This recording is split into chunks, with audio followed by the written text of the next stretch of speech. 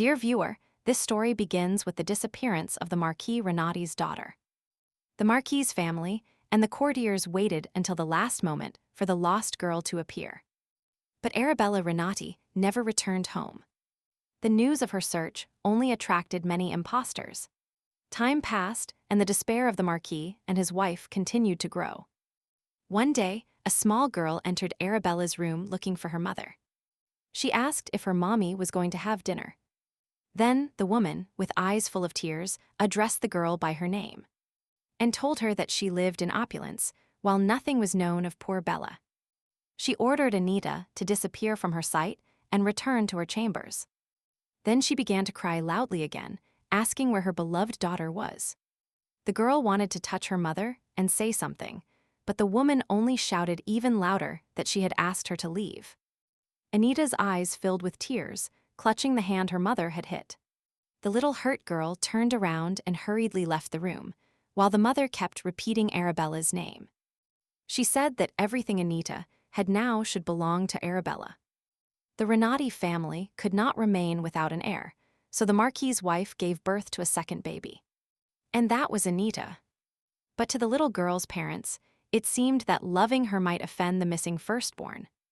Many years have passed, but even the maids, when looking through Mrs. Anita's dresses, mention Miss Arabella, for whom this color would look great. There was only one person who noticed Anita. It was the young Master Axion, son of Archduke Rakate, the protagonist's fiancé. The young woman considered him not only her beloved, but also her best friend. Since Anita's parents were busy mourning their missing daughter, they didn't care about her affairs. And she joyfully accepted when the young man proposed to be part not only of her heart, but also of his family. There, finally, she felt like herself, not the thief who stole the belongings of her missing sister. Apparently, the prayers of the desperate parents were finally heard, because a young woman arrived at the palace, calling herself Arabella. She confirmed her identity, thanks to a gift they had given her in childhood. A miracle occurred. 12 years later, the real Arabella Renotti was finally home. From that day on, the protagonist's life became chaos. The servants chose tapestries, carpets, and fabrics for the new lady. Marchesa Renotti demanded that they bring something more cheerful to her daughter, as she had lived in such harsh conditions. The father begged Arabella to eat a little more, as she was very thin. The mother chattered that she would order more funds assigned to the kitchen to feed her healthy food. During the dress fitting, the Marchesa promised her daughter she would buy her better dresses than Anita's. And the Marquis said that all the family jewels now belonged to Arabella. The parents tried hard to give their eldest daughter the best, but gradually reached the point of wanting to give her what belongs to Anita. One day, the heroine overheard her parents talking about breaking Anita's engagement with the Archduke's son. The mother insisted that the fiancé should be for Arabella, as a marriage proposal had arrived with the Marquis's daughter. The woman said that if her eldest daughter had not disappeared, she would be the fiancé right now. She begged her husband to break the engagement so Arabella could take that place. But he hesitated, as it went against the rules. So, his wife raised her voice, arguing that it was the parents' duty to ensure the best destiny for their children. Then she burst into tears, saying how angry and disappointed she was that her eldest daughter didn't have what was rightfully hers. To calm his wife, Mr. Renotti said he entirely agreed with her, and that he would do everything possible. He added that Arabella deserved it, and Anita should stay to help with family matters. So he wouldn't let her go. And now, dear viewer, let's move to the protagonist's meeting with her beloved. Axion asked her why she was so thoughtful and quiet, considering they already saw each other so little. Surely the viewers understand her state of mind. But the girl apologized and explained that she had been busy lately. Right after her speech, someone knocked on the door and the boy asked if Anita was expecting a visitor. The girl answered scaredly that Axion knew perfectly well she hadn't invited anyone. The knocking did not cease. On the contrary, it became more insistent and louder. So the protagonist decided to open the door and find out what was happening. What she saw shocked her. In front of her were Arabella with her mother, who was asking her to introduce her elder sister to the Archduke's son. She added that Arabella is related to his fiancé, so Axion would surely be interested in meeting her. At that moment, the protagonist definitively decided that her sister could take whatever she wanted. But she would never give up her beloved to her. Axion asked who had arrived. Why was Anita taking so long? The girl promised she would be right back. She stormed out into the hallway and slammed the door of the room where her beloved was. The Marquesa asked her younger daughter what was wrong, and she seriously declared that she did not want to introduce her fiancé to her sister. The woman was stunned and indignant. How could anyone say such a thing? Then she started shouting, indignant that it didn't surprise her, since Anita had always been so wicked.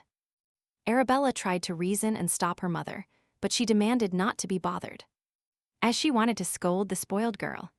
The Marquesa kept asking when Anita would stop acting like a child. Didn't she feel sorry for her younger sister? The protagonist, with an unperturbed expression, asked what the pity was for. She added that it was simply rude and impolite to burst into someone else's tea and disturb the competitions. The Marquesa continued shouting, calling her younger daughter rude and selfish, who didn't want to share anything. Arabella, in a weak voice, begged her mother to stop yelling at Anita. The next instant, her eyes rolled back and her legs faltered. The mother managed to catch her fainting daughter and begged her to wake up. But pleas didn't work, so Anita ran out to call the doctor. Running, she bumped into a red-haired maid, who asked where the lady was rushing off to. Barely catching her breath, Anita ordered her to call the doctor urgently. The redhead asked if someone was unwell. The dark-haired lady babbled that Miss Arabella had felt unwell near the first-floor drawing room. Hearing this, the maid dropped the vase and ran to find the doctor, shouting that she would do everything immediately. Now the heroine could take a deep breath, calm down, and think why Arabella had suddenly felt unwell. She remembered that after the young woman's unexpected arrival at the castle, a doctor examined her and concluded that she had no illnesses or ailments. Returning to the drawing room door where everything happened, Anita saw that no one was there. Then she let out a small laugh, as she didn't expect such cunning from her sister, the lamb. The heroine understood that Arabella had orchestrated everything, while Axion was perplexed. Arabella was sitting in front of him, apologizing for bursting in so suddenly. She assured him that Anita would arrive soon, to which he responded coldly that he understood. The young woman thought that her mother said the Archduke's son was charming. But he scared her. Arabella scolded herself for fainting and probably scaring everyone, especially Mommy. She thought that, luckily, she hadn't been unconscious for long and had woken up almost immediately. Upon recovering, Arabella asked for Anita, but her mother advised her to worry about herself. The young woman assured them she felt fine, and the Marquesa saw a perfect opportunity to meet Axion. Arabella objected to her mother's strange idea. She said it was a mistake, but the woman only hurried her along. Now Arabella was sitting in front of Axion, with a stone-cold expression on her face. The young woman supposed he was furious, like Anita, about her rudeness in showing up uninvited. Arabella felt so awkward that she just wanted to vanish, but at the same time, she didn't want to disappoint her parents. Finally, she gathered the courage to say something to Axion, apologizing first of all for the trouble caused. The young man told her she shouldn't apologize, as she hadn't come of her own free will. Arabella nearly died of embarrassment when she realized he had heard everything from behind the door. He added that she really shouldn't worry, because as she herself said, Anita would be arriving soon. Arabella noticed how, upon mentioning her fiancé's name, the young man's expression changed for the better. Dear viewer, we invite you to discover what is happening with Anita, who has been at the door this whole time. She was boiling with rage. And who wouldn't be? Upon discovering that her sister had faked fainting to talk to her fiancé, the young woman understood that. Surely, it was her mother's idea. She only wants what's best for her little princess. Everyone in the mansion despised and hated Anita for stealing everything from Arabella. And she didn't even feel guilty. The only person who truly belonged only to her was Axion. The girl wondered if they would ever accept her in that palace. But that will never happen. As soon as she entered the room, a smile lit up her fiancé's face. Here is a true example of loyalty.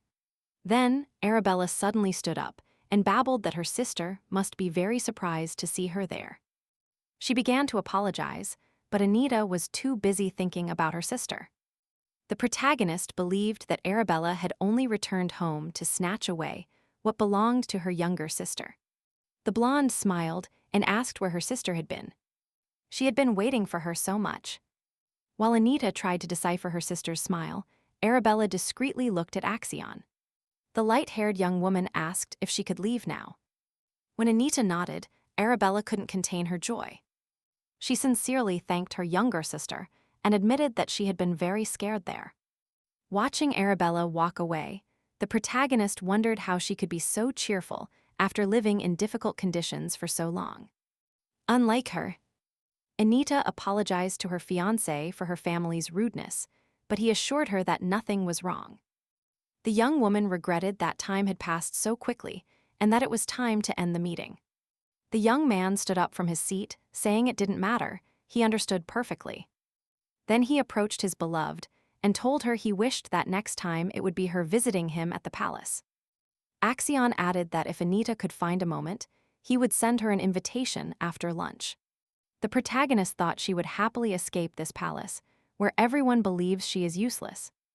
The young woman thought it would be nice to be in a place where they truly appreciated her. And she accepted. Now, let's move to family dinner at Marquis Renotti's castle. The head of the family asked Bella, Arabella's affectionate nickname, if she liked the food. She said everything was delicious. Then the mother advised her to eat more, saying she was already very thin.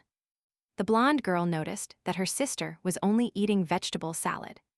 She asked curiously what was wrong, if she didn't like the steak, or if she was watching her figure. Arabella added that if that was the case, her sister looked simply stunning. Instead of Anita, the mother decided to answer and pointed out that the younger daughter always ate little. The woman asked her to better worry about herself, not her sister. The Marquis supported his wife, adding that the eldest daughter needed to gain weight. Then Bella apologized to her parents, promising to try harder. The father protested. She had no reason to apologize. It was his fault for letting her go hungry for so many years. In a stern tone, the man asked Anita if she agreed with that.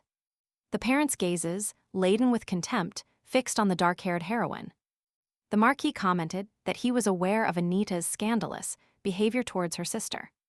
He shouted, "How could she be so cruel to her sister? Where were her manners?" The man did not forget to reproach his younger daughter that while she was gorging herself and living in luxury, Bella was looking for food on the street.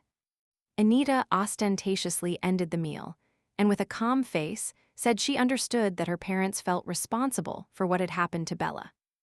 The dark-haired girl declared that they should not transfer their responsibility to her. That enraged the father. The father exploded. How dare his daughter speak to her parents like that? Anita stood up from her seat, determined, and announced she was going to her room, as 3 was a crowd for this family farce. The Marchesa vociferated. How insolent her younger daughter was, demanding that she sit back down. Anita didn't turn back for a second, while her father shouted that it wasn't over yet. In that tense atmosphere, the blonde young woman started getting very nervous and accidentally knocked over her plate. The Marchesa asked her husband to lower his voice, as the shouting was scaring her eldest daughter. Arabella profusely apologized because the plate had fallen to the floor, causing a mess in the dining room. The man begged his daughter not to worry, as he wasn't yelling at her, but at Anita, who had offended her elder sister with her attitude.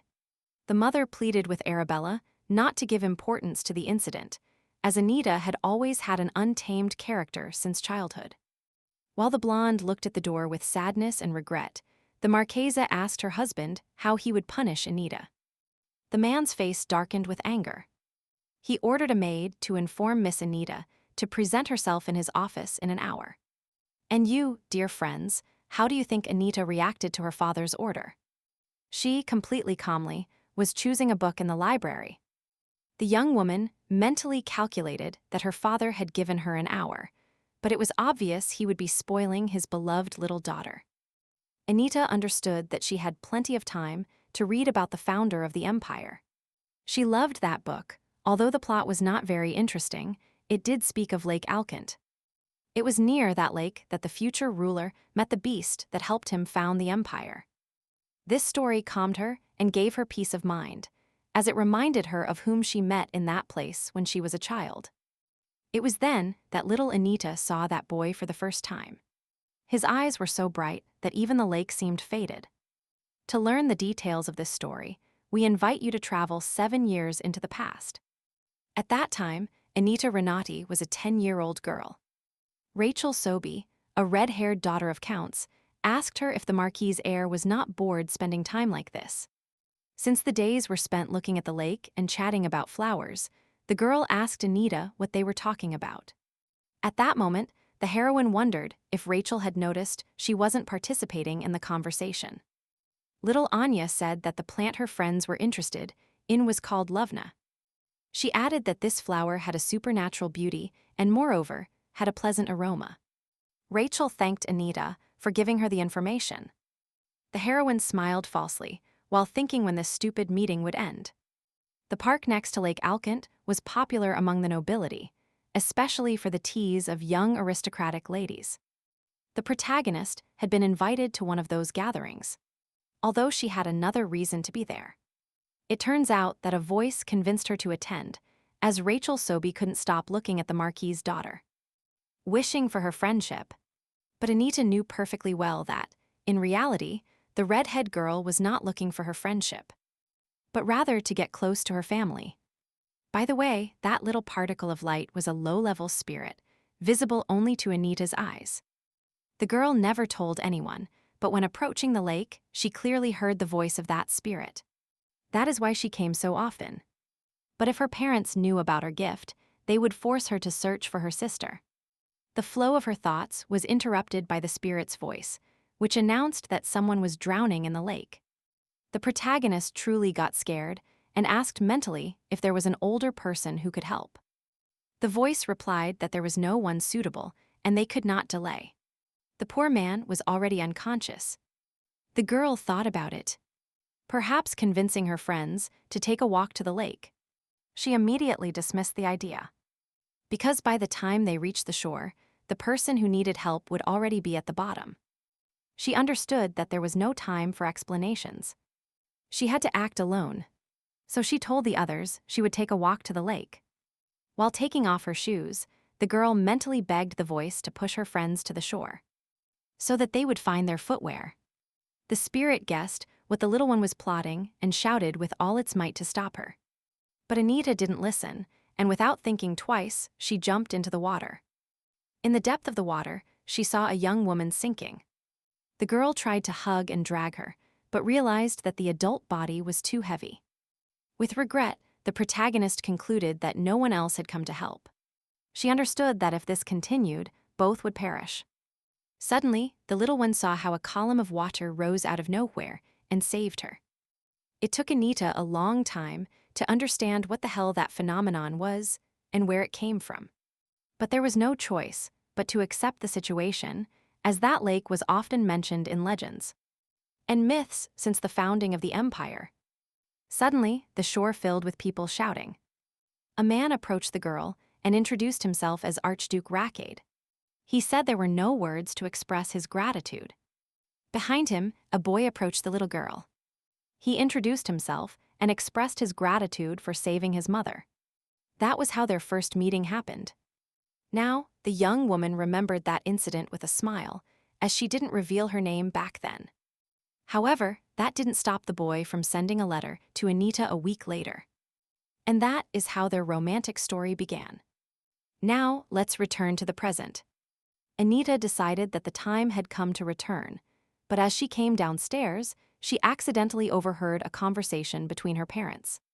They were talking about the doctor not having discovered the cause of Arabella's faint, and that they must hurry to cancel Anita's engagement. The Marchesa said that if the rumor spread throughout the empire that Renotti's eldest daughter was ill, they wouldn't be able to hold the wedding. The husband suggested if the prince would accept the blonde young woman. The wife laughed sarcastically.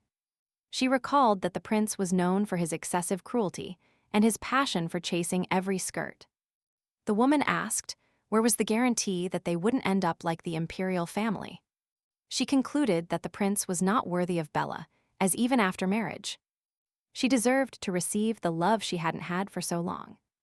Surely, neither the protagonist nor the viewers, no one doubted that the Marchesa would say that about her beloved daughter. The Marquis told his wife that he had devised a plan for Anita to get close to the Empress. The woman exclaimed that it was brilliant, as it would be very easy to break the engagement if Anita became a suitor for the prince's heart. In a second, everything the heroine did for her family lost value for her. She wondered if her parents considered her bound to the family just for sharing the same last name. Did they think they could control her life, manage her destiny, and she would still be just as loyal?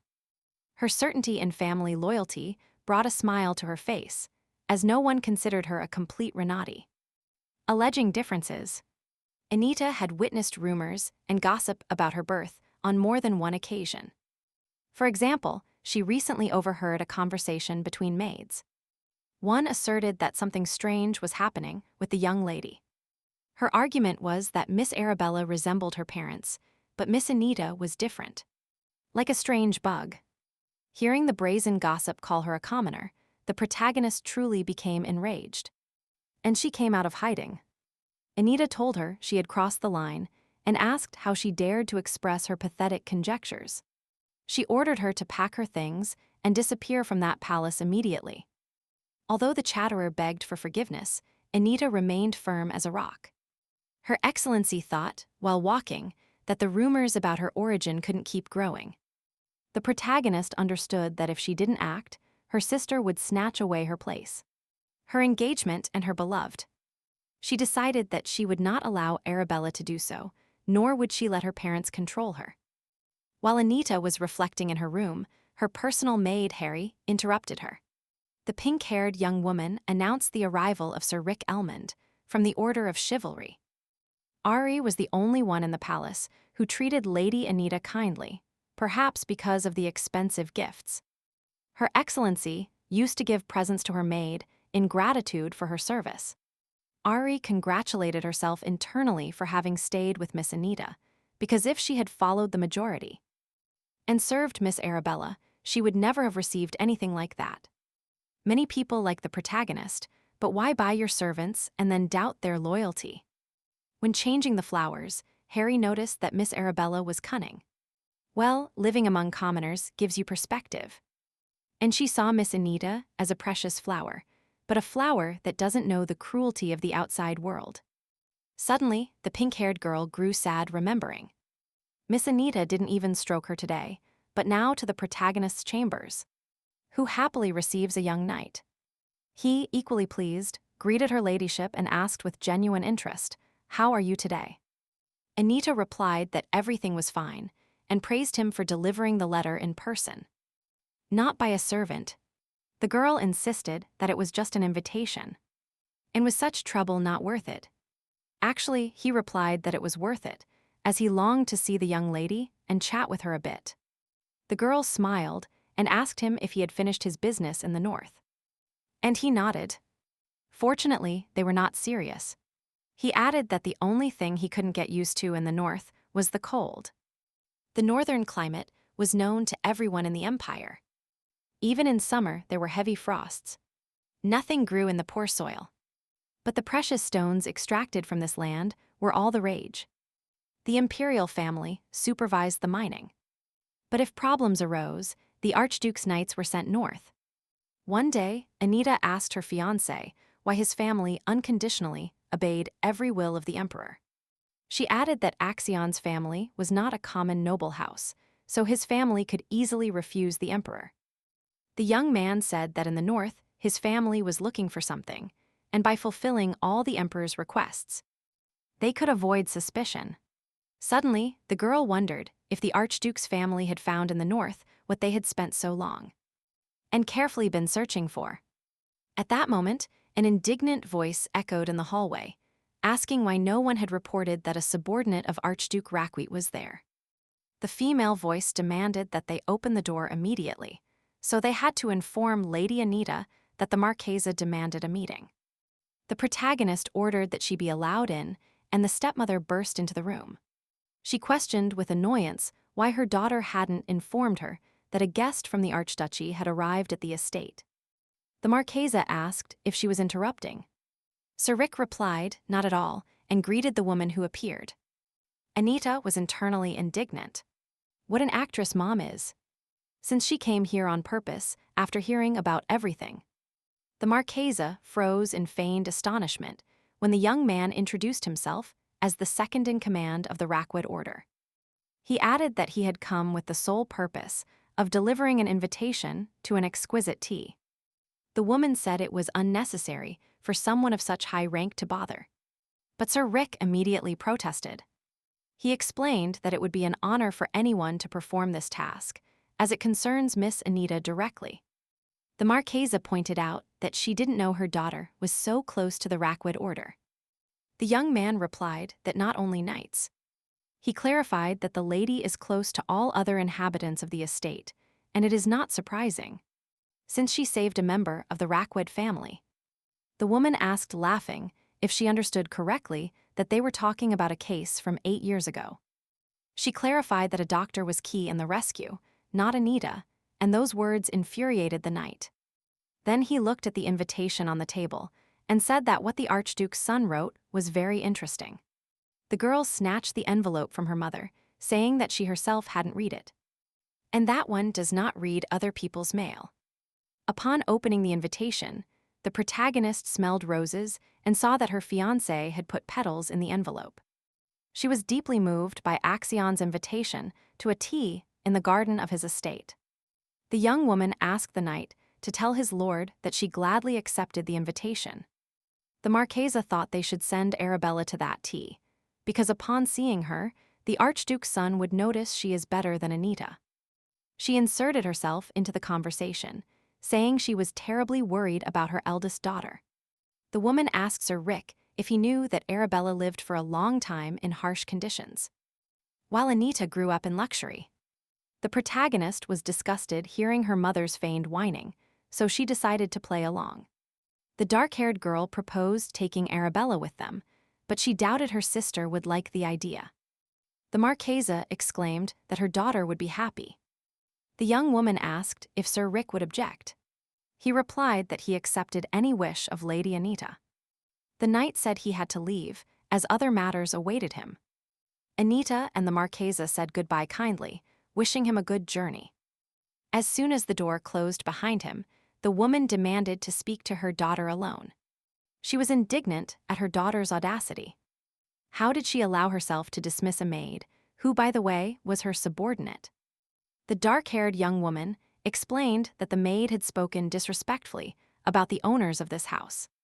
The girl pointed out that she did it for her mother, as she doesn't like such vile people. Then the woman calmed her fury and said that, for this time, she forgave her, especially because they now had more important matters. She explained that in 10 days, Arabella would have an audience with the Empress, and Anita must accompany her. The Marchesa explained that her eldest daughter had never attended such events and would feel lonely and scared. But the protagonist wasn't foolish and knew that Arabella wanted to show herself to the Empress as the prince's fiancée. The girl understood that if the Empress got involved, her engagement with Axion would automatically be broken. In a subdued voice, Anita asked if it wasn't better to consult the Empress first. But her mother said she had already accepted. Then, the woman declared that her daughter must understand that Axion's fiancé's place always belonged to Bella. She advised her daughter to calm down and accept it. The story takes us to the Archduchy of Rackade, where Axion was talking with his mother. She asked about Anita, if there were changes in her house, but he replied that everything remained the same. Then, the woman recalled when she spoke with young Anita many years ago. The girl said she eagerly awaited adulthood so she could leave the family estate. The Archduchess proposed she live on their estate until she turned 18. Anita thanked her for the offer and politely refused. The girl explained that if so, she would act in an ugly and irresponsible manner towards her family. Axion noticed that his mother looked haggard and asked if she was that worried. The woman confessed that she deeply regretted not being able to save Anita and take her away when she had the chance. The protagonist was having dinner in her chambers. The young woman ate in her room because her parents had told her that her younger sister behaved rudely.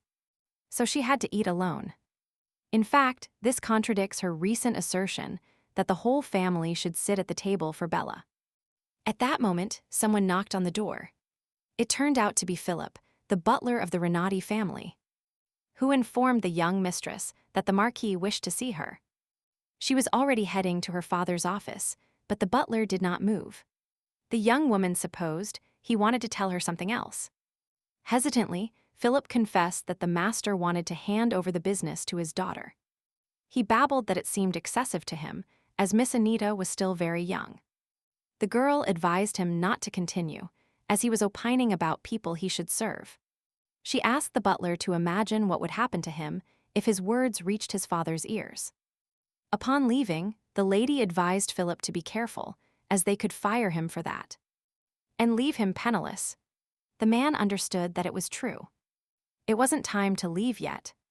He had to stay to serve his true mistress. For now, the author has not justified this deep loyalty to Miss Anita. We hope that in the next chapters, everything will become clear to the viewers. Meanwhile, the Marquis spread a large pile of papers before his daughter and asked her to take care of them.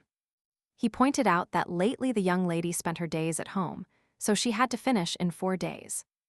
Anita wondered why her father was so furious about her younger daughter's rudeness. If he himself, after Bella's return, forbade her from leaving home and seeing her friends. Anita remembered starting to help her parents with paperwork at the age of 12. Even then, she was very aware that her family didn't need her, so she dreamed of breaking every tie with her parents upon reaching adulthood. So the protagonist decided that, until that moment, she would work diligently with all her might for the good of her family. But to this day, her father forces her to help him with the documents. When the young woman wondered if she would have to do this all her life, her father insisted his daughter explain why she was silent. He said it was a piece of cake, that anyone could do it. Faced with these words, a smile appeared on Anita's face.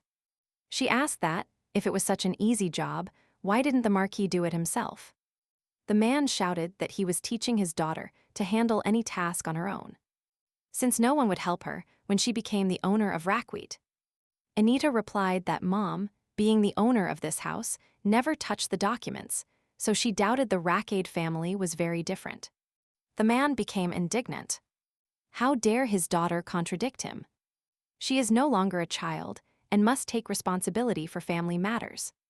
The protagonist pointed out that, unlike the Marquis, Axion does not intend to transfer his own obligations to her. She advised him, as head of the family, to take care of the documentation himself and headed towards the exit. The man shouted at Anita, accusing her of showing her true and rotten essence since her sister's return. The young woman did not stop. Then the father shouted that she was right to do so, that she should go to her room to reflect on her actions. The girl only smiled. The door slammed shut, and the Marquis remained furious, wondering how much longer he had to put up with that insolent girl. Meanwhile, the carriage with Anita and Arabella was heading to the Rackade Archduchy. The protagonist lamented to herself. She knew Mom would find an excuse to send her beloved daughter with Anita's fiancé. Suddenly, Bella called out to her sister, but she was unable to say anything coherent. The dark-haired girl's patience was running out. She demanded her sister speak clearly once and for all.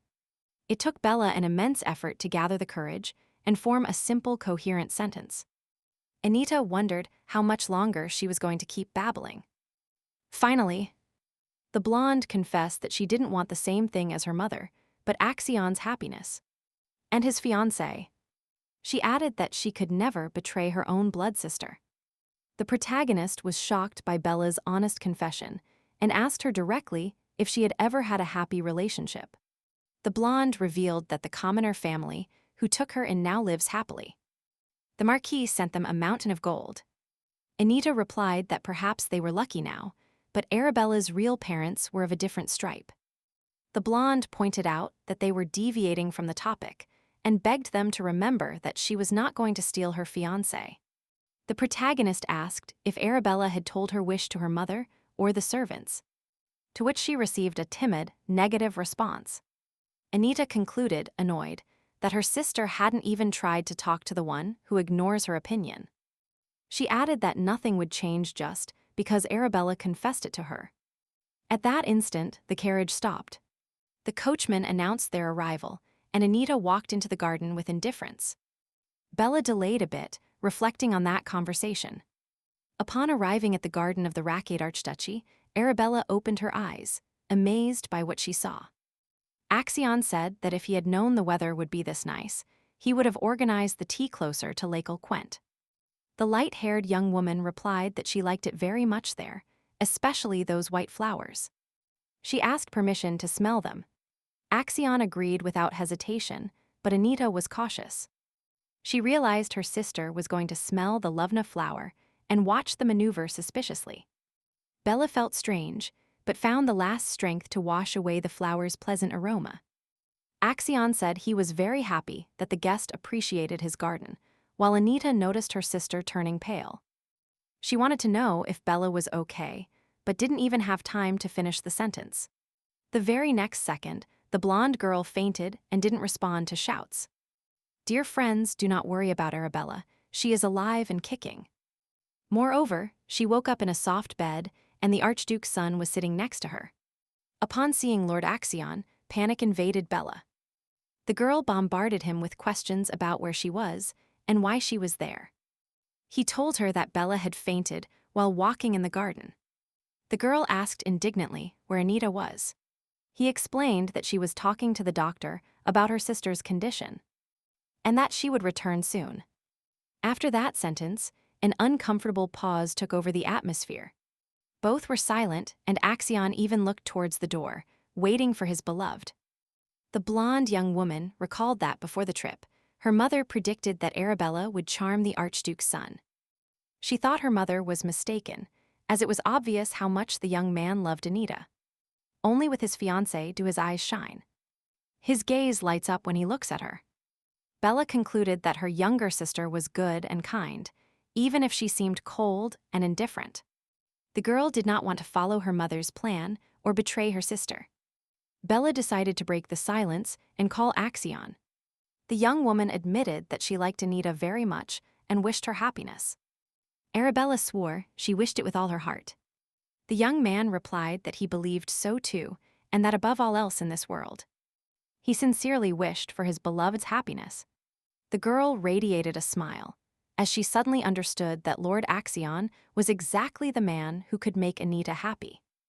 Meanwhile, the dark-haired young woman was talking to her sister's treating physician. He said he dared to suppose that Miss Renotti had an extreme sensitivity to divine power. Anita did not understand what divine power he was talking about, so the man clarified that this manifested in early childhood. He added that, due to life circumstances, the patient had not had that opportunity. Anita asked the doctor if he was sure of his claims. He explained that doctors there had deep knowledge in the field of magic, since, as is known, the Archduke's family inherited magic from mystical beings. The protagonist thought that if it weren't for the trip to the Archduchy and this doctor, they wouldn't even have found out about this. Not even her father and mother are aware of this illness. The girl smiled maliciously, imagining her parents' shock at the news about their beloved daughter. Finally, she asked if the patient could travel. The doctor replied that resting now would not harm her. Thanks to this snippet, the viewers discovered that the protagonist was not as simple as she seemed at the beginning of the Manhwa. Anita headed back to the room where her sister was to inform her that they could go home now. However, as she approached the ajar door, she saw Axion and Arabella chatting friendly. At that moment, she regretted realizing that those young people fit together perfectly. Immediately, it occurred to her that even without Arabella, the breaking of the engagement was inevitable. And that is because, as a child, Anita promised herself that upon reaching adulthood, She would leave home and break every family tie. For this reason, the engagement with Axion was not destined to become anything deeper. But her parents interfered and wanted to snatch away the only one who was on her side. Because of this, the girl was furious and did not intend to give them an inch. Mentally, she begged her beloved, asking if he would remain by her side as a friend if the engagement broke. Of course, she longed to believe that their relationship would remain intact.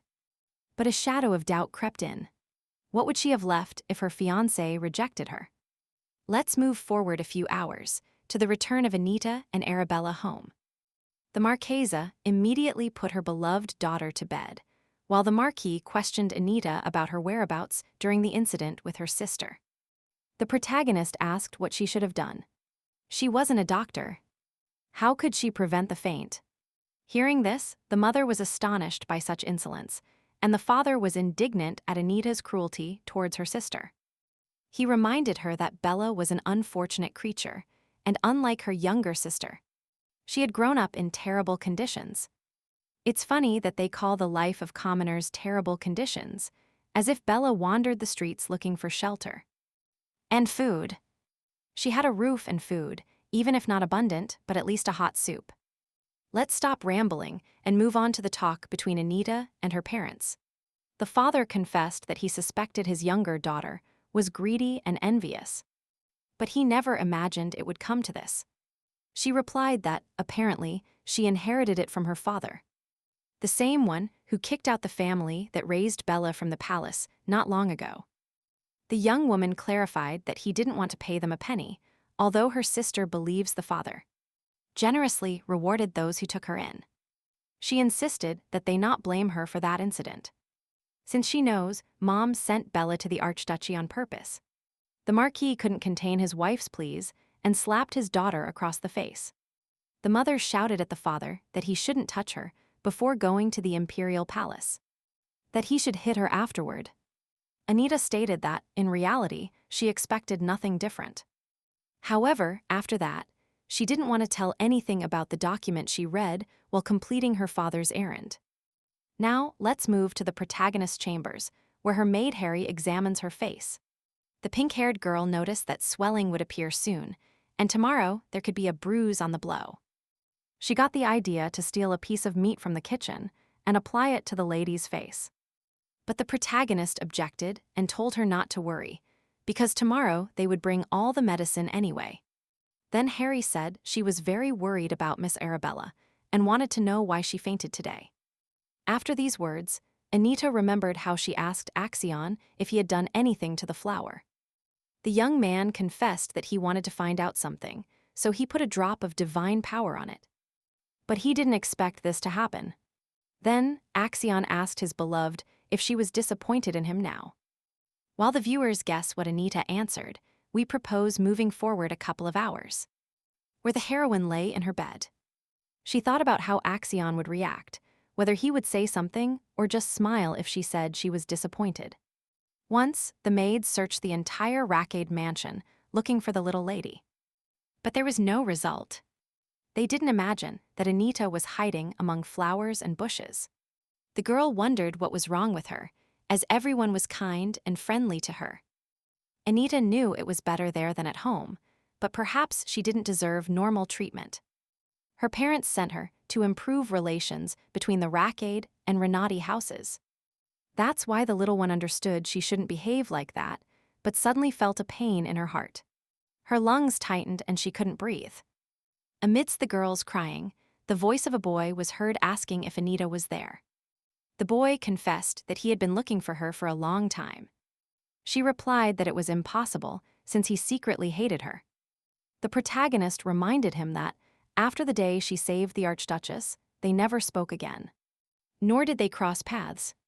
She added that she was used to hatred and indifference, which is why she didn't react, since almost no one liked her. Axion smiled and said he couldn't feel hatred towards the girl. He invited her to go with him. An unexpected invitation. It was thus that the girl, for the first time, discovered the tenderness of an external touch. She was so absorbed in her emotions that she didn't notice the desperation in the boy's eyes. A few days later, total chaos. Axion fell ill and a big fuss erupted.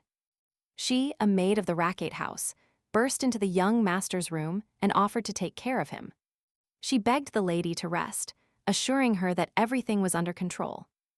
Moreover, this event happened every summer. There was nothing to do, she had to get used to it. Then the Archduchess asked if Anita, the maid, had fallen asleep. She replied yes. She added that, while preparing her for sleep, they discovered wounds, scratches, and bruises on the little girl. They seemed to have been there for a long time, so the maid didn't know what to do. The lady ordered her to rub the wounds with holy water to prevent scarring, and to go to the sanctuary in the morning. She noticed that before she would get angry with the girl when she refused help. But now the reason is clear. What is not understood is how it appeared.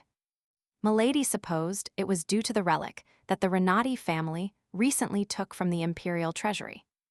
The clan lamp determines belonging to the family and blood ties. But no one thought to check its authenticity. Probably, the wounds and bruises appeared on Anita's body when a girl calling herself Arabella appeared in the Renotti house. Suddenly, another servant entered the room and said that the Archduke was calling the lady to his office. In the hallway, she saw Anita and asked her what she was doing there.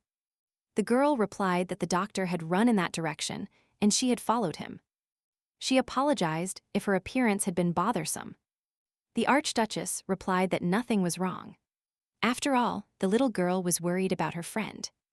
The woman clarified that nothing terrible had happened to Axion. He just sometimes suffered from those ailments. She asked the little girl to keep it a secret, as the Archduke's heir had many enemies wishing him harm. The girl promised to keep her mouth shut. The Archduchess decided to ask casually if she really had bruises and wounds on her body. Anita replied that they were small. That is why she hadn't thought it necessary to mention it. From the answer, the noblewoman understood that the girl hid it even from her loved ones. And she asked her to say if anything hurt. She allowed her to frequently visit her estate and even stay to live there. But Anita refused again, stating that it was not right. He explained that the children of landowners started working at the age of 10. And she was that age, so she wanted to help her father. The Archduchess asked, surprised, if her father had told her that, and Anita nodded confidently. She affirmed that the Marquis was completely right. Then the woman remarked that now she understood everything. The lady asked the girl if she could look after Axion for a moment while she was away on some business. After receiving her consent, the Archduchess gently stroked the little one's head and commented on how adorable she was. That word greatly surprised the girl, as no one had ever said it to her before. Next to Axion's bed, Anita had the idea to touch the boy's hand. However, it was warmer in the garden than now. In the girl's head, the Archduchess's voice still echoed, telling her how adorable she was. Anita realized she felt calmer and more serene here than at home. All this time, Axion was groaning. It was evident that nightmares were tormenting him. So the girl thought it would be better if those dreams tormented her, as she was already used to them. Anita was sure she could deal with them faster and easier than Axion. Upon waking, Axion discovered Anita asleep next to his bed. He got up, carefully placed her back in her spot, and noticed she was whimpering softly. The boy supposed she was having nightmares, so he decided to snatch them away and placed his hand on her head. He sincerely wished that Anita would only have sweet dreams. In a second, the girl slept peacefully and silently. And Axion wondered if she remembered the day they met. Then he took her hand and thought that he often remembered that day. The boy admitted he was very happy that she came out of that lake alive. And now, dear viewer, let's dive into the history and discover that the first emperor founded 2 archduchies. These domains received magic from a mystical being, and the emperor's brother became the owner of one of them. The second domain was destined for the Rackwell lineage. The history of the archduchy began with the son of the first monarch, but the reality was much less harmonious and flowing than what the legends and myths told. It was believed that the mystical creature had a good relationship with the imperial family. But it turned out that he had cursed her. Lake Alkent became a nightmare place. No one managed to get out of those waters alive. The emperor stationed guards there, saving many lives and, incidentally, the monarch's reputation from collapse. Although there were always experts who bypassed security and submerged themselves in the lake only to never resurface. But Anita managed to get out and meet Axion. She didn't imagine how lucky she was to have escaped the cursed lake waters alive, whose truth only the imperial family knew. The boy understood that without divine power, getting out of the lake was impossible. So he considered her appearance on the shore a miracle. He suspected that the girl had been helped by the mystical creature, but deep down it didn't matter. The important thing was that she had saved his mother. That's why Axion treated Anita like a savior. But one day he realized he couldn't stop looking at her. At the time this story takes place, the gift of healing was the only vestige of divine power. Axion was the only one born with that ability. His Majesty awaited the moment when the boy would show weakness, and the sanctuary constantly monitored him. Moreover, the boy was disturbed by feeling uncomfortable with the service on his own estate. Although they were very kind, he felt like a strange substance, difficult to classify in a specific group. Even in society he felt superfluous, and Anita was the same. She also felt lonely. When Axion looked at her, everything inside her shrank.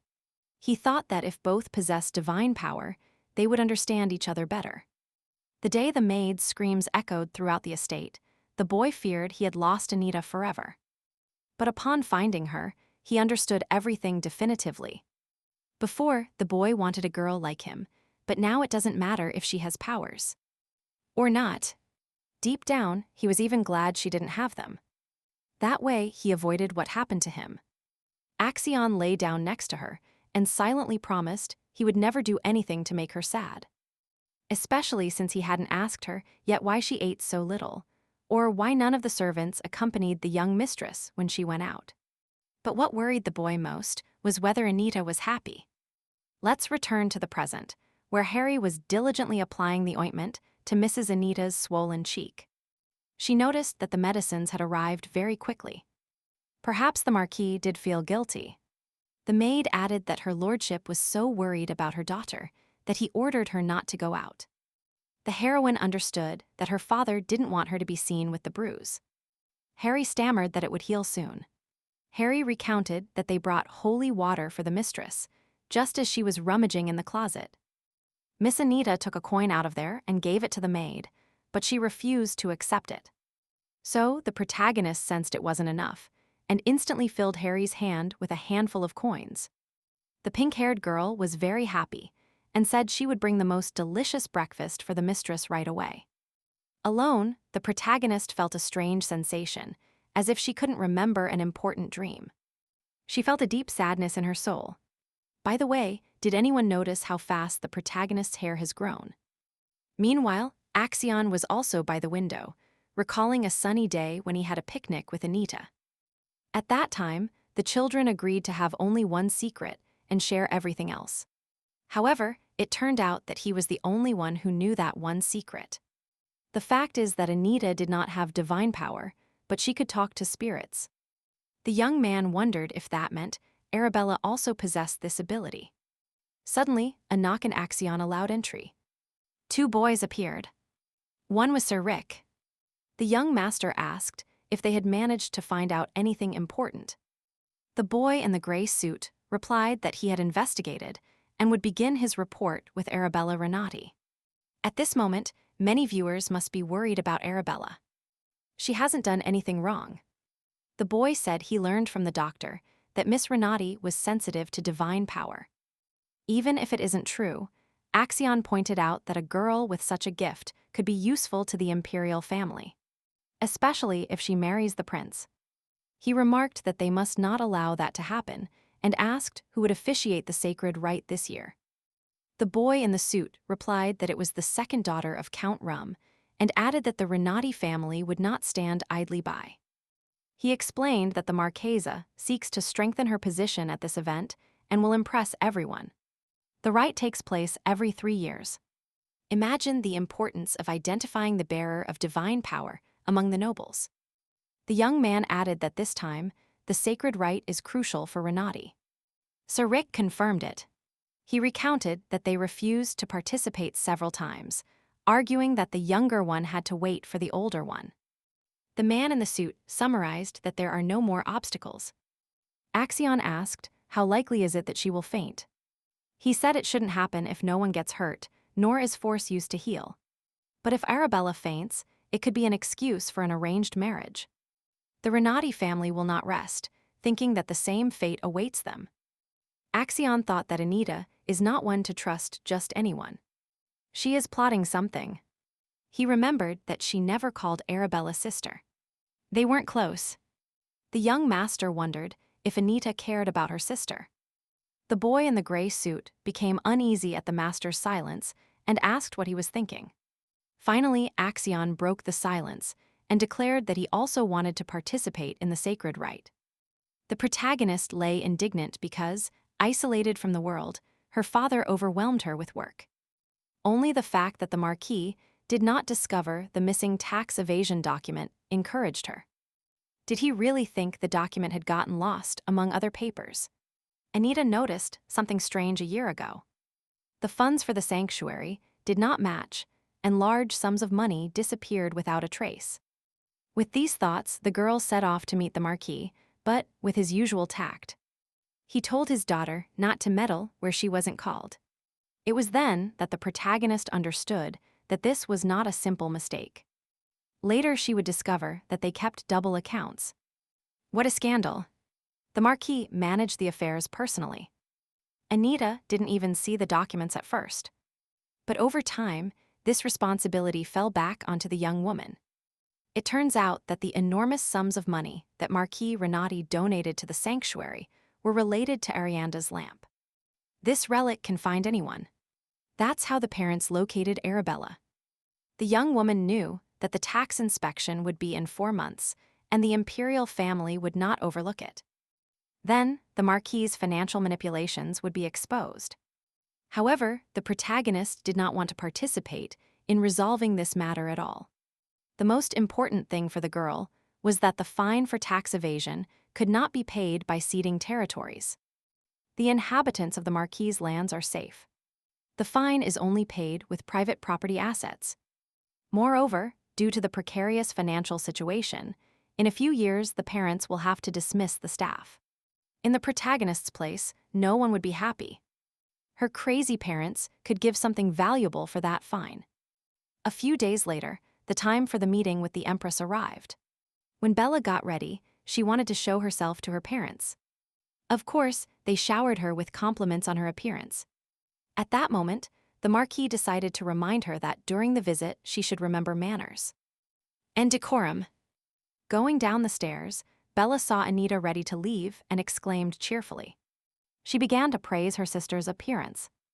The Marquis obviously didn't like it. And Anita thought that her parents must have ordered the servants to dress her like that. It was obvious they wanted the younger daughter to stand out. The Marchesa suggested more blush and a brighter shade.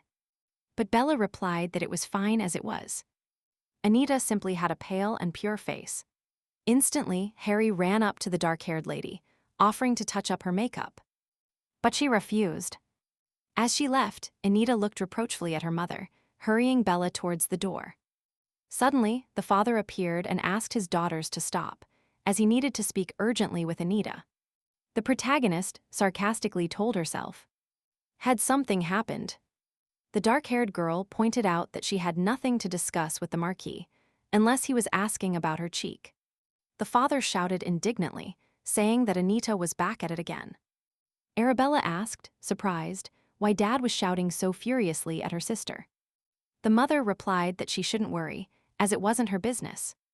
The Marchesa insisted on talking elsewhere so as not to frighten Bella, but Anita repeated that she had nothing to discuss with her father.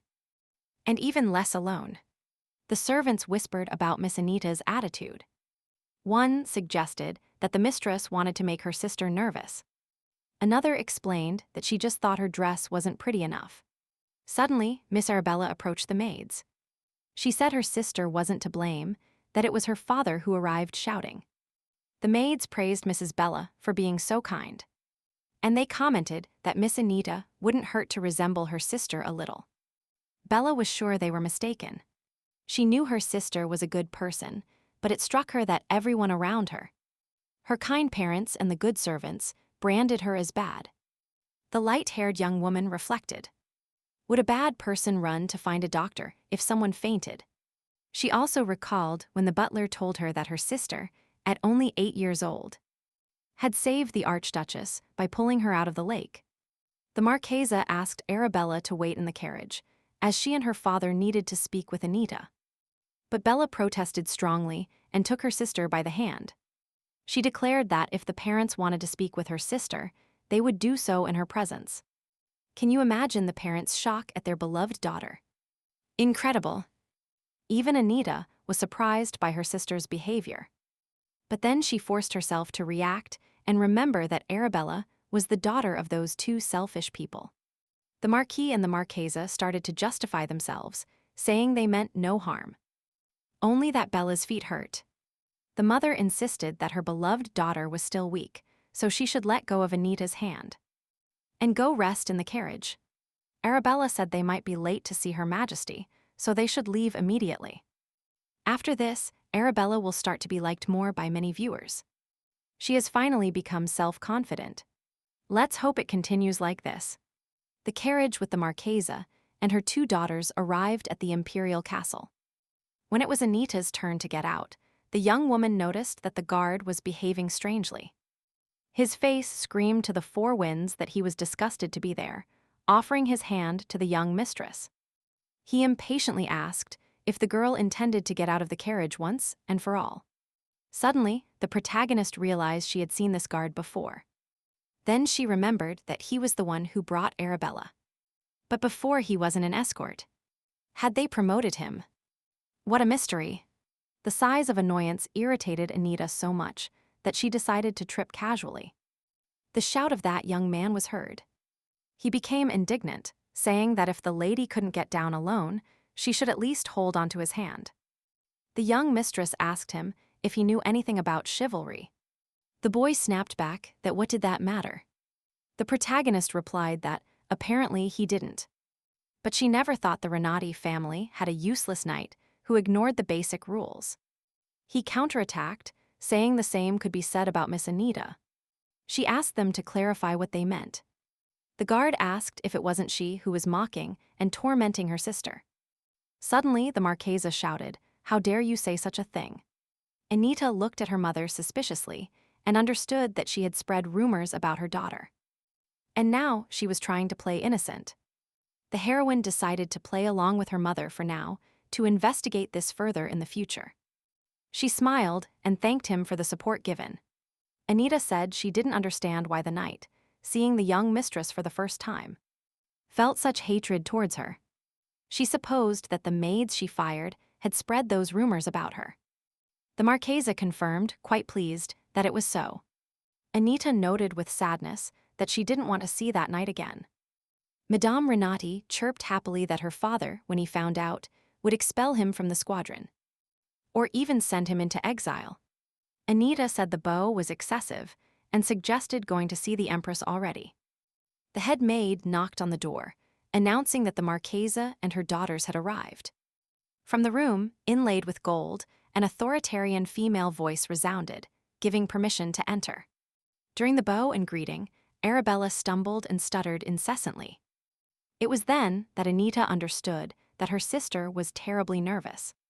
The Empress observed them with a cold gaze and a completely expressionless look.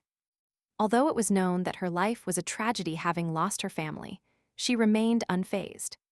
Many mocked, saying she feared wrinkles, but Her Majesty never reacted. Suddenly, the Empress addressed Arabella, said she was happy to see her, and ordered everyone, except her, to leave the hall. The Marchesa intervened immediately, explaining that it was her eldest daughter's first time in such a meeting, and that she didn't know how to behave. Her Majesty declared severely that she knew perfectly well that Arabella Renotti was 19 years old, so her mom didn't need to accompany her. The Marchesa apologized. The Empress repeated once more, with greater insistence and a louder voice, that Anita Renotti and her mother must leave. During the wait, the Marchesa Renotti worried so much that she trembled like a leaf in the wind. Suddenly, Anita stood up abruptly. Her mother asked how she could leave at such a tense moment. What if the Empress was looking for her? Anita replied that Her Majesty was busy with Arabella and that she doubted they required anyone else. The woman insisted that her daughter stay there, but the young woman replied that she simply didn't want to. She added that, moreover, a maid would notify her if Her Majesty looked for her. The Marchesa said it would be better if the young woman stayed there and could enter the hall at the first call. The protagonist stopped dead in her tracks and asked sarcastically what for. Without waiting for an answer, she supposed if it was to offer herself as a candidate for the prince's wife. Anita told her mother, shocked, that she could ask if His Highness had other plans for her. The young woman said that, if that wasn't the case, she didn't understand her mother's reaction. Upon stepping out into the open air, Anita thought a walk would do her wonders. She was intrigued by what the Empress and Arabella would talk about, as she initially thought they would talk to her. She was ready for the topic of marriage with the prince to come up, but the Empress was watching Arabella attentively. It seemed like she was waiting for the elder Miss Renotti. Moreover, Mom acted as if she were also waiting for the talk. Suddenly, a boy bumped into the protagonist, who barely managed to avoid falling. He apologized, and Anita thought he must be blind, as he poorly distinguished obstacles. Although the boy thanked his savior, he did not let go of her grip, clinging tightly to her hands.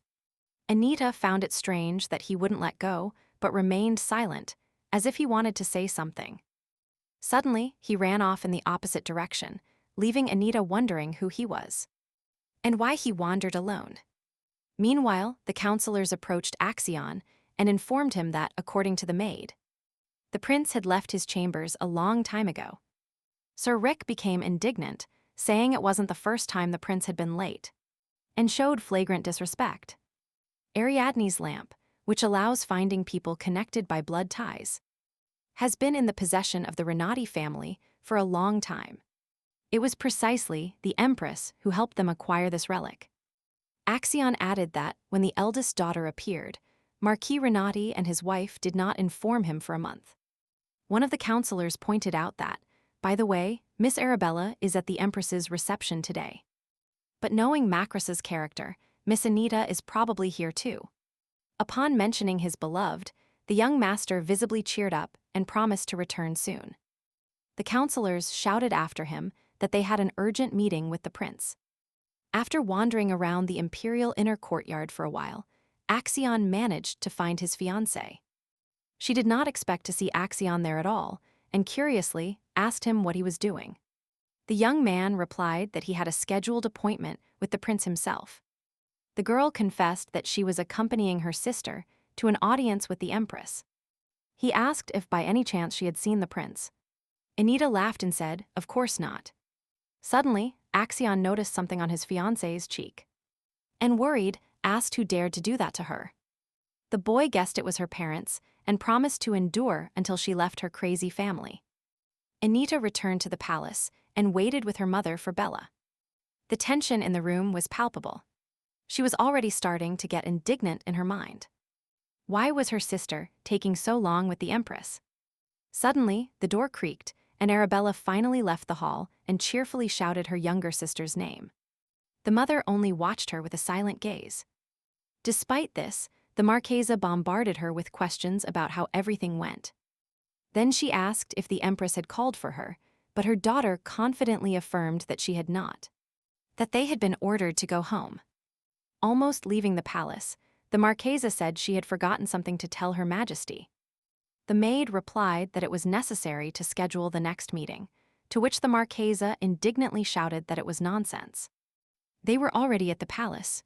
Why request an appointment again?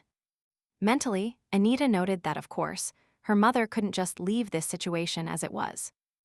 And leave. The question is, why did the Marchesa wait so long if the Empress gave her Ariadne's lamp? Suddenly, the protagonist remembered that her father hinted that the engagement would bring useful connections. The young woman mentally drew a parallel and understood that her parents were helped by people from the Archduchy. It is enough to see that someone helped them find Arabella, and they still want to break off their younger daughter's engagement.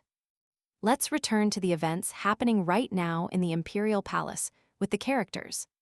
Marquesa Renotti kept shouting, while Bella tried to calm her down, repeating that the maid explained that it wouldn't be possible today. The woman told Bella that she was the heir to the Renotti house, and she didn't have to listen to or obey a maid. With this very negative vibe, the Marchesa left the Imperial Palace. Already in the carriage, Bella supposed that if her mother saw the Empress again, she might get angry. That night, Anita was getting ready for bed when she heard a knock on the door. It turned out to be Arabella, who begged her to let her spend the night with her. Anita accepted and then asked her sister to sit on the sofa. She took the little box with the ointment that Harry had brought her and applied it to her cheek. The light-haired young woman asked if her sister had realized everything from the beginning. Anita nodded and clarified if she understood correctly that the Empress had hit her. Arabella said that Her Majesty is a good person. Probably the guest's words seemed rude to her. The blonde girl recalled how she told the Empress that Anita was very important to her, and her engagement must take place. Because of these words, Her Majesty responded to the young woman with a slap and asked if Arabella would insist on her position if they ordered a finger cut off. Arabella told this story to Anita and declared that her sister's happiness was more important than a mere finger. Lying in bed, the protagonist thought that her sister had impressed her, since she was cowardly before and dared to say that to the Empress. She was glad her sister finally calmed down and fell asleep. No one dares to use violence against another, regardless of their title. The next day, Axion once again went to meet Khalid, the only crown prince of the empire. His Highness asked why Mr. Rackade had left the day before. He replied that the prince was not there. His Highness said he should have stayed to wait. Then, the prince replied that he had heard that Axion's fiancé had an audience with the Empress yesterday. Khalid thought that Anita Renotti had been a nuisance to him since the academy, as it was difficult for Axion to be in the company of such aristocrats. But for the sake of his beloved, he made new contacts and accepted various invitations. His Highness smiled and pointed out that he didn't think Axion would share his friends with his fiancé. The prince asked what would happen if his beloved talked to someone better than her fiancé. Axion, impassive, said that wouldn't happen. The prince insisted, asking why so much certainty. He asked mockingly if Axion intended to intervene. The young man replied that he didn't need to, as he already stood out among the others. Khalid asked if that was really the case. Then, Axion took out a jewel and offered it to his Highness, who replied that he would always be grateful to him. Khalid added that, at least now, the boy could see the light on a sunny day. Interrupting the tense silence, the prince asked how the Archduchess was. It turns out that, when a child with divine power was born into the Archduke's family, the Emperor's sanity clouded a bit. His Majesty gave a plan to destroy the Archduke. And since then, Axion has hated his gift. Jallet confessed that his mother still regrets having tricked him into jumping into the lake. Axion retorted mockingly that he would tell him, and Jallet said it was all because the matter was entrusted to him. He stressed that the future emperor would not forget this act of kindness. Meanwhile, the protagonist ventured into the thicket of the forest, near the lake, so that no one would hear her talking to the spirit. She hoped he wasn't offended with her, as they hadn't spoken in a whole month. But as soon as her foot stepped onto the familiar meadow, the spirit's voice cheerfully exclaimed her name, and began to babble that he missed her a lot. The girl replied that she had been busy and couldn't come sooner. Then Anita asked if one could influence sensitivity to divine power. The spirit replied that it would be difficult. He added that it is better for such people not to go to the sanctuary, although he is not sure, since they simply heal there. The girl noticed that the spirit spoke strangely. He became indignant. She had better be grateful that he still remembers how to speak. He asked when the girl would return, but she replied that she didn't know and advised him not to wait for her. The spirit called her cruel, but added that he knew she had a kind and warm soul, and he promised to reveal his name someday. Leaving the forest to the lake shore, where aristocrats were strolling, Anita thought they would notice her. And rumors would start again that she was walking alone by the lake. Suddenly, someone called out to Lady Renotti. Turning around, she saw a beautiful and luxurious girl with fire-colored hair. Anita asked what the Count Souviere's daughter needed from her. According to rumors, Count Souviere loved his second wife and stepdaughter very much, even more than his own children. Anita recalled one of the tea gatherings with Rachel Souviere and her question about whether she considered her a friend. The redhead had influence in high society since her birth. However, only in the presence of her dark-haired friend did she not pretend and show her true essence.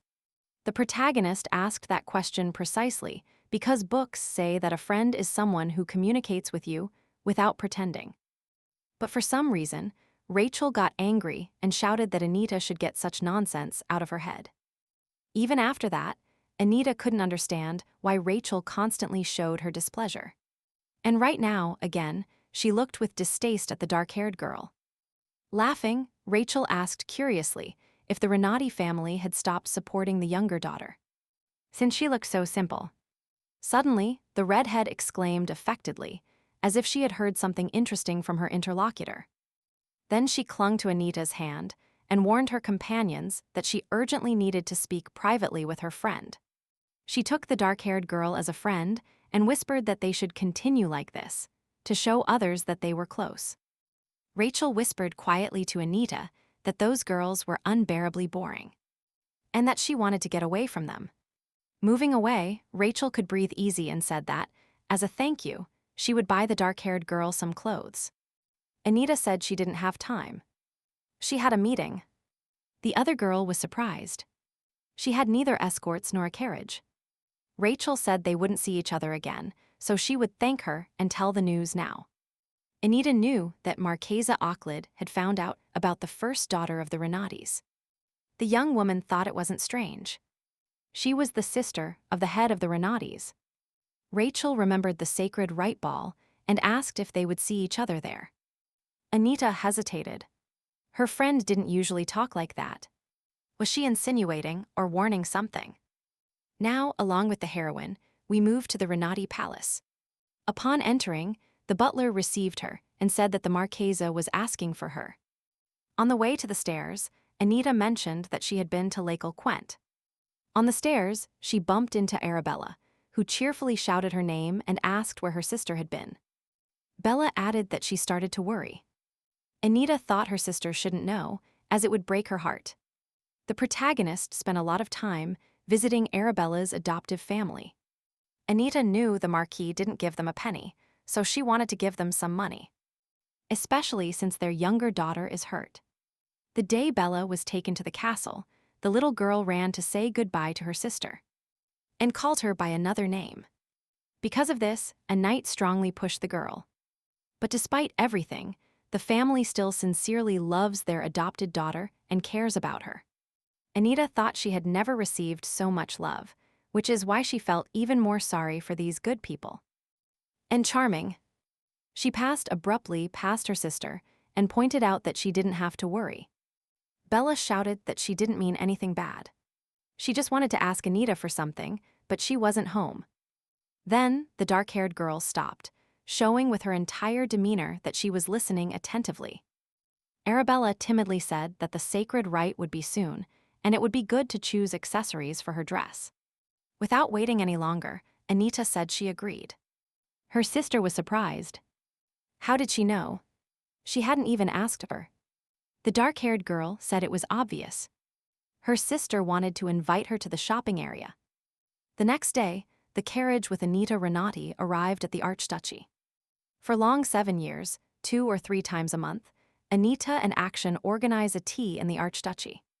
The young man received his beloved and joyfully announced that now they would take her to the gates of Racade. The girl thought she only had that advantage because in the future she would be part of this family. Suddenly, Anita said that Arabella was perfectly fine and felt great. The boy asked, "Why are you telling me that?" First, the girl was stunned, and then she reminded her fiancé that the blonde girl had fainted here last time. She added that, of course, it was not contagious. Surely her fiancé had been surprised. The young woman apologized for not notifying sooner, and Action asked if she was okay. She froze at the unexpected question, wondering if she looked bad enough to worry him.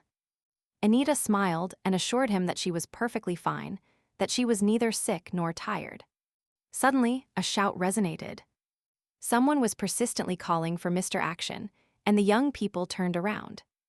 They saw Grace, the head maid, and the young master's assistant. Anita told Action to go, thinking that perhaps the maid was looking for her. But he didn't want to separate so soon.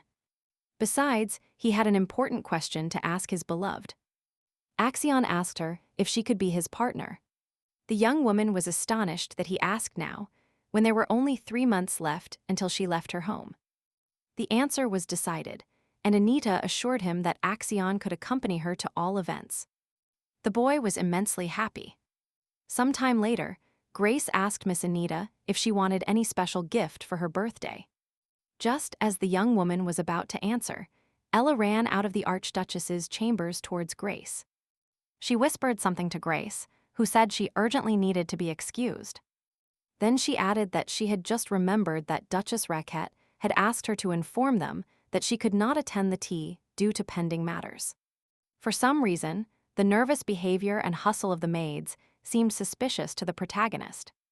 She wanted to verify it herself. The maids did not have time to react when Miss Anita ran quickly towards the Archduchess's chambers and burst the doors open. She saw the sick Duchess Raquette and apologized for her rudeness, but the woman kindly replied that it was nothing. When she started coughing heavily, Anita asked worriedly how long she had been like this, and what the illness was. Axion's mother commented that she was glad to see a familiar look, and as for the illness, the doctors could not diagnose it. The girl suggested seeking help at the sanctuary or from Her Majesty. Instantly, she thought about the nonsense she said. Everyone wants to get the Archduchess out of the way. The Emperor sees her as a rival, and the temple will want custody of Axion because of his divine power. The Archduchess told her again not to worry.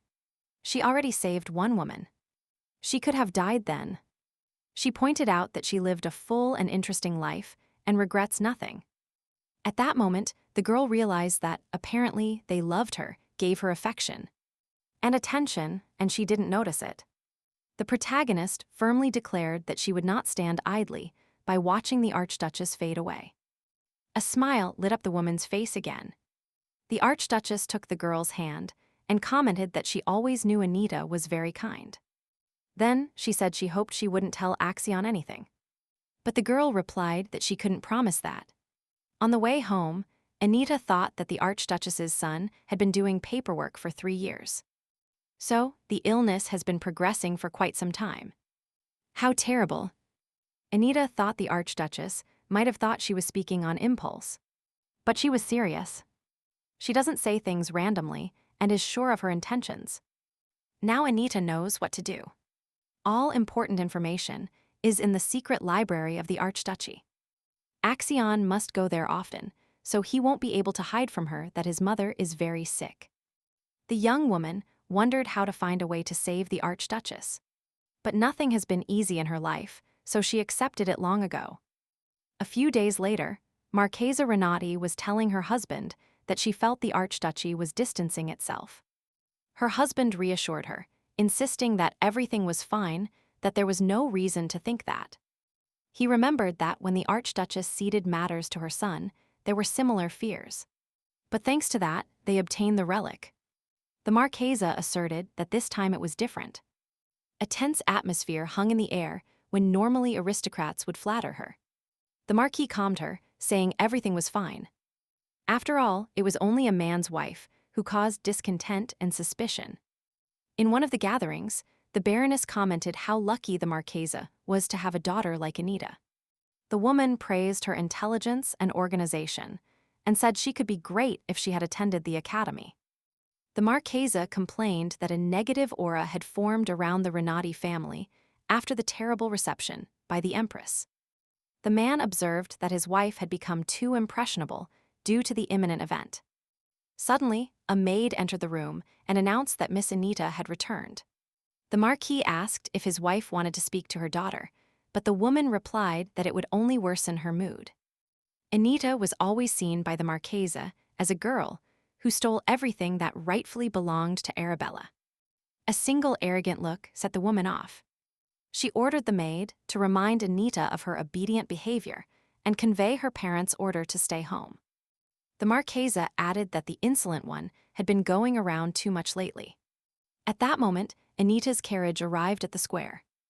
The young woman understood that finding a way to cure the Archduchess would not be an easy task. That's why she had come here, to find someone who would help her with this. 3 years ago, when her entry into the academy was unsuccessful, her parents isolated her from everyone. To somehow protect herself, Anita created a sales point through another person. Although this place is not large, there is someone here who can be trusted. As soon as Anita knocked on the door, the manager Vanessa appeared on the threshold and cheerfully exclaimed upon seeing the owner.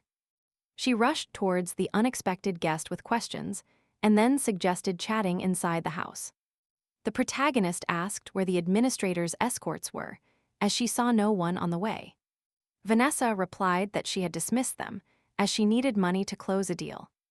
Anita asked if she was truly so worried that the place would be ruined because of her. The young woman smiled mockingly and added that if that happened, she would have to worry about having hired someone incompetent. Anita pointed out that the administrator worked very hard. Vanessa said it was natural, as the lady saved her from death. The redhead said, "Where has it been seen that a commoner becomes an administrator?" Although Anita thought the story was different. In those times, when Arabella was actively sought, and Anita's parents made charitable donations for their reputation. One day someone begged the aristocrats to stop and listen. The protagonist turned around. This is how she first met Vanessa. The fire-braided girl exclaimed that the director keeps all the donated money. Anita thought that the documents must surely be fake, otherwise the theft would be obvious. She asked why the girl was so sure. She explained that she used to work in an information guild with various cases. Then the protagonist understood that the girl was brave and useful for the business. Now let's leave the memories and return to the present, where Vanessa asked the boss why she had come. Anita apologized for not visiting her often. It's just that now, she needed to make an application at Crotch. From surprise and shock, Vanessa even spilled some tea. She noted that this information guild, although it has existed for 15 years, remains secret. Nothing is known about it. Anita said it was no problem. There was nothing to worry about, as she knew the head of Crotch. Now the narration transports us to the Viceroy's duchy. Right at the door of the Duke's chambers was his personal assistant, Need Roheim. Finally, he gathered his courage and entered the room. Duke Roderick Viceroys asked him if something urgent had happened, as his visit was unexpected. Then, the master noticed a strange little bag in Need's hands. Without a word, he knew it was intended for him. From the bag, he took out a vial, one he already knew from his past. Fury instantly boiled in the Duke, who demanded to know who had dared. The assistant, Nate Roheim, told him that there was something else in the bag and handed him a paper. The master unfolded it and read that there was only a plea for forgiveness inside. Duke Roderick crumpled the note and ordered that upon discovering who delivered it, they should inform him immediately. Nate reported that the woman who brought this revealed her face at the reception. It was probably Anita Renotti. The Duke asked, "Is this the same one the Emperor talks about at every banquet?" He asked, "Does that mean the nobles sent the message?" The master asked the assistant, "Are you sure it was Anita Renotti and not someone similar?" Nate replied confidently that with that appearance there is no possible confusion. She has black hair and slanted eyes. The Duke specified, was the woman's eye color violet? The assistant confirmed it. Then the Duke finally accepted it as truth. Nate added that at first he thought the Emperor sent that lady, but found no clues. Then the Duke's eyes lit up. He smiled and declared that it was the last chance. Nate asked what he was talking about. Following the assistant's question, Roderick sank into nostalgic memories and reflections. He thought he was very smart, but she managed to turn the tables. He never imagined finding such a girl by Lake Quent at midnight. The day they met, he asked her age, and she replied that she was 7. Then Roderick promised he would help her if anything happened to her, one way or another. But in return, she would have to give him something that would be beneficial for him. Roderick believed the girl had forgotten her promise. So many years had passed. The assistant got straight to the point. Did the master ever meet Anita Renotti? The Duke admitted that yes, but a long time ago. Nate thought he only visited the temple. He wanted to know more details and asked, how many times did they meet? The Duke replied philosophically, a man without secrets is not attractive. Then he suggested going to the Christmas ball. The master declared that he does not want to be an adult who breaks promises. And Nate, sarcastically, said that the Duke is always right. Meanwhile, the protagonist prepares for the ball with the help of Harry, her personal maid. But it turns out that the Marquis ordered only pearls to be used as adornments. This causes Anita's displeasure. She interprets this as a prohibition from standing out visually. Last year, Anita wore a bright red dress with pink roses and gold embroidery. What a contrast to her current look. This year they prepared an ivory-colored dress for her, adorned exclusively with pearls. Ari comments that the color suits her, but the dress looks worn out. She thinks it's more for going to the temple than to the ball. The protagonist remembered when, preparing for this ball, she went shopping with Arabella. In a jewelry store, the sisters liked a piece of jewelry, and Anita was ready to give it to Arabella. But she suggested looking for another necklace with a similar design, and thus the idea arose to wear matching jewelry at the Christmas ball. But when Anita left her boudoir, she met her sister's surprised gaze. The protagonist sighed sadly, because due to her father's prohibition, she could not wear the necklace her sister chose. Anita asked Arabella if she was disappointed that she wasn't wearing the jewelry. But the young woman assured her that everything was fine. The heroine didn't understand. What did that mean? What exactly was fine? Anita demands explanations and asks if Arabella means that she doesn't need to wear the same necklace as her sister. Or is she just glad that her sister wasn't scolded? Anita doubts Arabella's intentions. Suddenly, the mother runs over and lashes out at the protagonist, asking if it was necessary to take so long getting ready and making everyone wait. Anita replies irritably, asking if, in the Marques's opinion, she had actually been getting ready. Arabella watched the growing conflict between her sister and her mother and suddenly turned pale.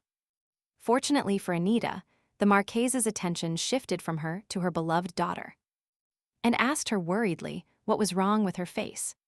The girl stammered that she was nervous before the ball. The Marchesa advised Arabella not to compare herself to her sister. She pointed out that her beloved little daughter was too emotional.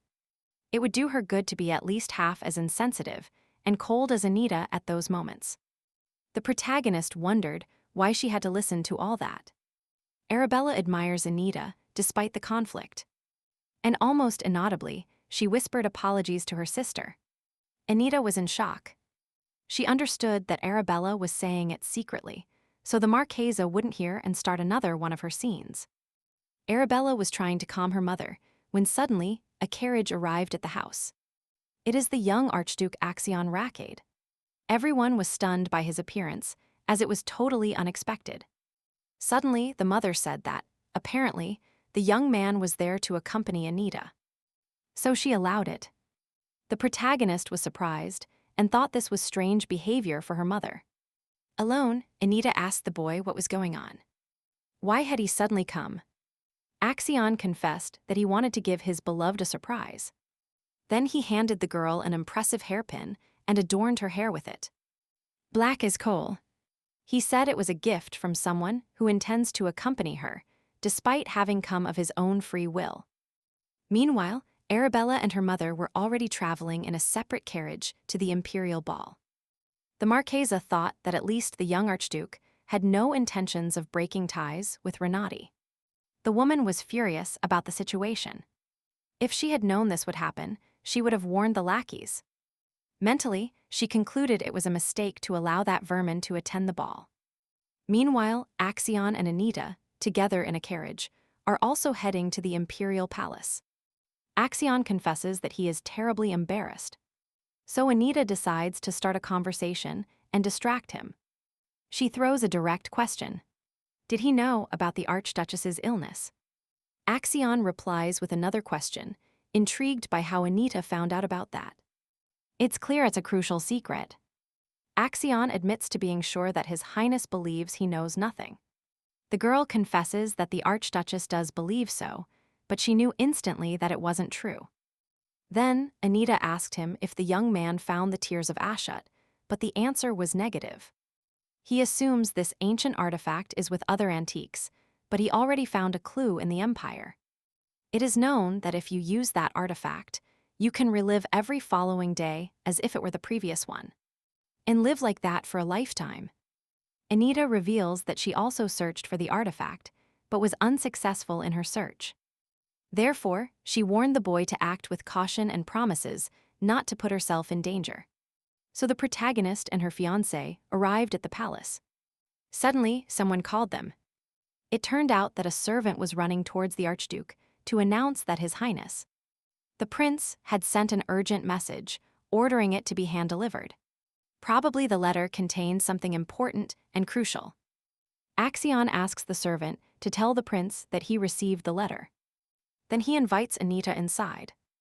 In the palace foyer, the protagonist saw two snakes intertwined by their tails, and thought it was a worthy symbol for the imperial family. They symbolize wisdom and at the same time, cunning, which perfectly suits the emperor. He once mentioned that Anita Renotti has a good relationship with the Archduke's family, and her origin from one of the 5 most influential families in the empire inspires respect. Axion smiled and asked the girl if she also disliked that statue. Anita remembers how, as a child, Axion became her role model in high society. That's why now she thinks there is nothing wrong with exchanging roles and teaching him a small lesson. In front of the ballroom doors, there are lackeys. The young Archduke asks them for discretion to avoid attention. Axion confesses that he only wants to have his beloved close to him, by his side. The atmosphere at the ball is simply magical. A charming atmosphere. The guests are having fun. The orchestra is playing cheerful melodies. Drinks flow abundantly. The party is in full swing. But a servant interrupts the young man to inform him that His Majesty the Emperor requires him. He tries to refuse, but the servant insists. And finally, the young Archduke yields. Anita lets him go, assuring him that everything is fine, that she will wait patiently for him. She promises to return as soon as possible. Anita is having fun at the imperial ball. But a commotion draws her attention. The girl approaches to see what is happening. A gentleman is scolding her sister. The furious man asks if the young lady is very upset about the incident. Arabella, with sweaty hands, clutches her empty glass and apologizes in a trembling voice. The protagonist approaches with a firm step, and the man's tone changes completely. He timidly says he didn't expect to run into Lady Renotti. Anita demands to know what is happening and asks the man to continue his angry speech. Anita wonders if this noble dared to shout at a girl over a few drops of wine. The furious aristocrat's voice cracks. He asks if Lady Renotti knows what that lady did. Anita almost explodes with rage upon hearing the noble refer to her sister as a mere lady. She approached him and slapped him with her fan. Smack! Then he shouted that Renotti's daughter couldn't even admit her mistake. The girl replied briefly, but with a lot of weight, that she understood everything. Then she started justifying Arabella, saying her hand simply slipped. It was an accident, nothing more. Afterwards, she added that what interested her most now were the man's actions, who asked what she meant. The protagonist asked him, shouldn't he apologize for what he did? It didn't sound like a question, but like a sentence, after which the grinding of teeth could be heard. The man lowered his head guiltily, but Anita, briefly and sinisterly, declared that he should bow lower. He increased the angle of his bow, but it wasn't enough. The girl demanded again that he bow lower. Then the noble's voice broke into hysteria. How could he humiliate himself further? Humiliation, fury, and helplessness were in that question. Anita asked the master of the Count Linnet family if he had been paid for this, and contempt resonated in every word. The young woman whispered, with latent threat, that she knew about the man's gambling debts, and that no one would help him solve them. It was a trap that had already closed. Suddenly, the man noticed, with a quiet and broken whisper, that he now understood that everything had been his fault. His bitter admission was accompanied by Lady Renotti's words, who clarified that he seemed not to know he was just a pawn. Easily disposable. Suddenly, with an icy tone, the protagonist pronounced an ultimatum. If he wanted to be forgiven, he had to kneel. This is not a request, it is an order. The man, stuttering from shame and confusion, addressed Lady Renotti. Suddenly, the intervention of a male voice interrupted the noble, asking, "What is going on here?" The guests present look at each other. Anita mockingly lets out that it was about time he showed up. And so, in the center of the scandal, Marquis Euclid appears. The crowd of onlookers around him begins to murmur. It turns out that the Renotti family entrusted the accompaniment of Arabella to a close relative. However, it is not understood why this man simply stood watching until now. The protagonist told the Marquis indignantly that, no matter what relatives do, he cannot ignore it. Thus, the girl hinted at the man's inaction during the scandal. He tried to remain composed, but there was a tone of defiance. Arabella tries to calm her sister, assuring her that she is fine now, but she was obviously still upset. The Marquis, with an arrogant smile, sarcastically noted that he didn't even suspect that Lady Anita considered Lady Arabella family. Anita replies that yes. Then she takes Arabella's hand and leads her to the balcony. Arabella tries to keep up, but her voice trembles with surprise. She tries to stop her sister, but the girl, without looking back, snaps that Arabella should be quiet, because her sister wants to speak with her alone. Thus, the noise of the ball was left behind. Anita asked Arabella if she really thought the Marquis had come to help. The girl thoughtfully said that she doesn't even know him, even though he is family. Anita interrupts her and states that he didn't appear today by chance. Nor did he side with Arabella for no reason. Suddenly, Arabella changes the subject, saying that Anita only called her a family member to look good. In a sad voice, she remarked that only a year ago, "I would have been kicked out of here just for being present." There is the pain of an outcast in her voice, who still feels alien in her own home. The girl confesses that, unlike Anita, she did not grow up in this world, and at 19 she is at a ball like this for the first time. She added that she doesn't even know how to properly hold a glass. Anita suddenly softens, and with a kind smile, comments that she was like that too once. She remembered how, at her first reception, she spilled tea on Countess Xavier's dress. It was an unexpected revelation. Arabella suddenly cheers up and bombards her sister with questions. How does she know about Lady Xavier? Anita smiled softly. It wasn't strange. She was a noblewoman of her age. She laughed and said her sister wasn't the only one who felt uncomfortable around her. The tension dissipates. Arabella summarizes that her sister is right. They both belong to the House of Renotti, no matter how difficult it is. Suddenly, the protagonist warns her sister to be careful of the Marquis, because his interest in Arabella is suspicious. There is no anger in Anita's eyes, but concern, as fragments of thoughts flutter in her mind. Now that Arabella has appeared, the younger sister might see it as an opportunity. The protagonist scolded herself for not having thought earlier that someone should appear to help Arabella. But Marquis Euclid appeared too soon at the ball. He knew about the presence of the first Renotti daughter. Furthermore, Arabella reported that the Marquis offered to escort her. The puzzle pieces form a terrifying picture. Anita understood that what happened was not a coincidence. Suddenly, it clicked for Anita. Arabella had been set up. It was part of a Machiavellian conspiracy. Then she asked her sister if she wasn't doing what she should. But Arabella didn't understand a thing about what she was talking about. But Anita, instead of explanations, snapped at her. Why do you believe everything I say, especially after the incident? Is it because we are family? Arabella's answer sounded insecure, as if she were only just realizing she was surrounded by wolves in sheep's clothing. Without letting her finish, Anita confessed that she would defend Arabella tooth and nail regardless. Even if they weren't blood sisters, Arabella revealed her pain. She felt an emptiness knowing that her former family was moving on as if nothing had happened. The girl supposed it was because she realized she was a burden to them, an obstacle in their path. Now Anita understood why her sister didn't visit her family. Arabella said that if she had grown up with Anita, she would be like her. Arabella dreamed of hosting tea parties together, choosing dresses, and spending hours chatting nonstop. The girl asked if Anita had ever thought about that, but mysteriously, the question hung in the air. After a while, Anita and Arabella decide to return to the hall. Suddenly, they freeze completely. They run into Marquesa Oakley. With compassion, she extends her hands towards Arabella and tells her she heard what happened. The lady expressed her regret, but Arabella, with a slight smile, affirms that she is fine now. Besides, she was with Anita. The Marquesa looked down condescendingly at the young woman and, with a surprised tone, pointed out that Bella should have said she arrived with her sister.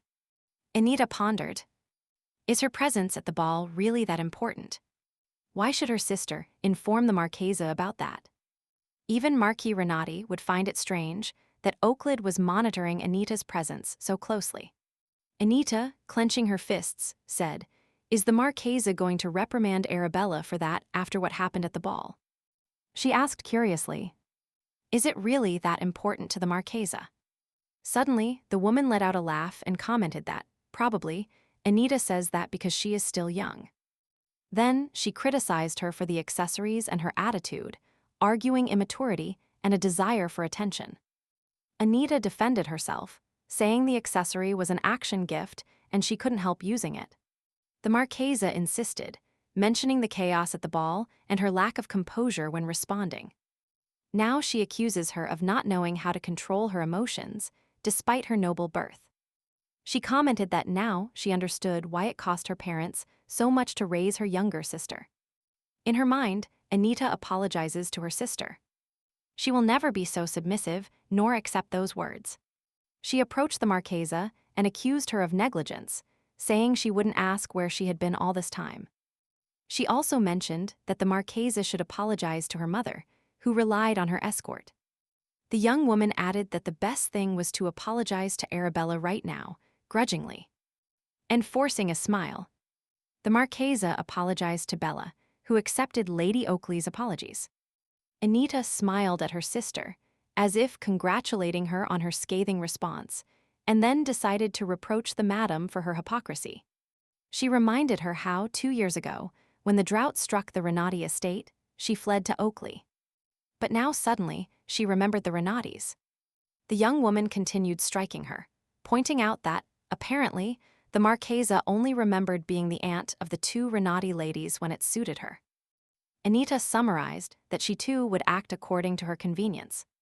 She declared that she would expose the young gentleman who had insulted Arabella to public judgment. And in the end, they would find out who ordered him to act. The Marquesa suddenly objected, saying a lady could not use such treacherous methods. But Anita was not going to continue the conversation. She decided to end the conversation with a sarcastic retort and thank the madam for the long and exhausting talk. As she left, the protagonist declared that she was leaving the Marquesa with Arabella, so that the madam would finally fulfill her duties as an escort. Meanwhile, a slight murmur reigns in the ballroom. The guests whisper among themselves, commenting on the recent events. Someone throws a disturbing question into the air. Could it be that the Duke has not yet answered? Others comment that 13 years have passed since the Duchess's disappearance, and he hid away living as a hermit in his mansion. Suddenly, the hall doors fly open, and the figure of the Duke, Roderick Vitress, appears in the threshold. The murmur grows, questions are heard. Is it really him? But why here and now? Anita, walking through the ballroom, spots the Duke and freezes for an instant. Their gazes meet. It seems he recognizes her. Anita is inwardly glad that they finally met. But then, the Duke abruptly turns away, causing great astonishment in the protagonist. The Duke, maintaining an unperturbed expression, slowly crosses the hall. Need received his lord's order to wait, while he entered alone, like a ruthless master. Cruel and generous. Suddenly, a crash is heard, and his lord, Duke Roderick, bursts into the corridor. The Duke's assistant exclaims his lord's name in panic and runs to help him. He asks His Excellency what is happening. The Duke gasps heavily. His hair is disheveled, his face pale. The servant repeats the question, but instead of an answer, he receives a brief order to investigate Anita Renotti. Then, he added an urgent directive that they must call Shadow to his presence immediately, as soon as he returned to the mansion. Need objected that this was impossible, as the main investigation had already concluded, and nothing special was revealed. He reminded his lord that they needed to be cautious, as the reason they were far from high society was only because they were still searching for the lady. The Duke declared that there was no need to be cautious, as that was precisely why he created the guild. The assistant clarified that Lady Anita is of a different age, 17 years old. Furthermore, her birthday is in November, more than a year difference. The Lord replied that he hadn't thought of that before, and then admitted that at the ball he saw something he shouldn't have seen. And in the ballroom, the rumors continued. Someone previously thought that in their country there was only one duke, who turned 18. And suddenly, Lord Roderick appeared. The protagonist was also thinking about that gentleman. The Duke undoubtedly recognized her.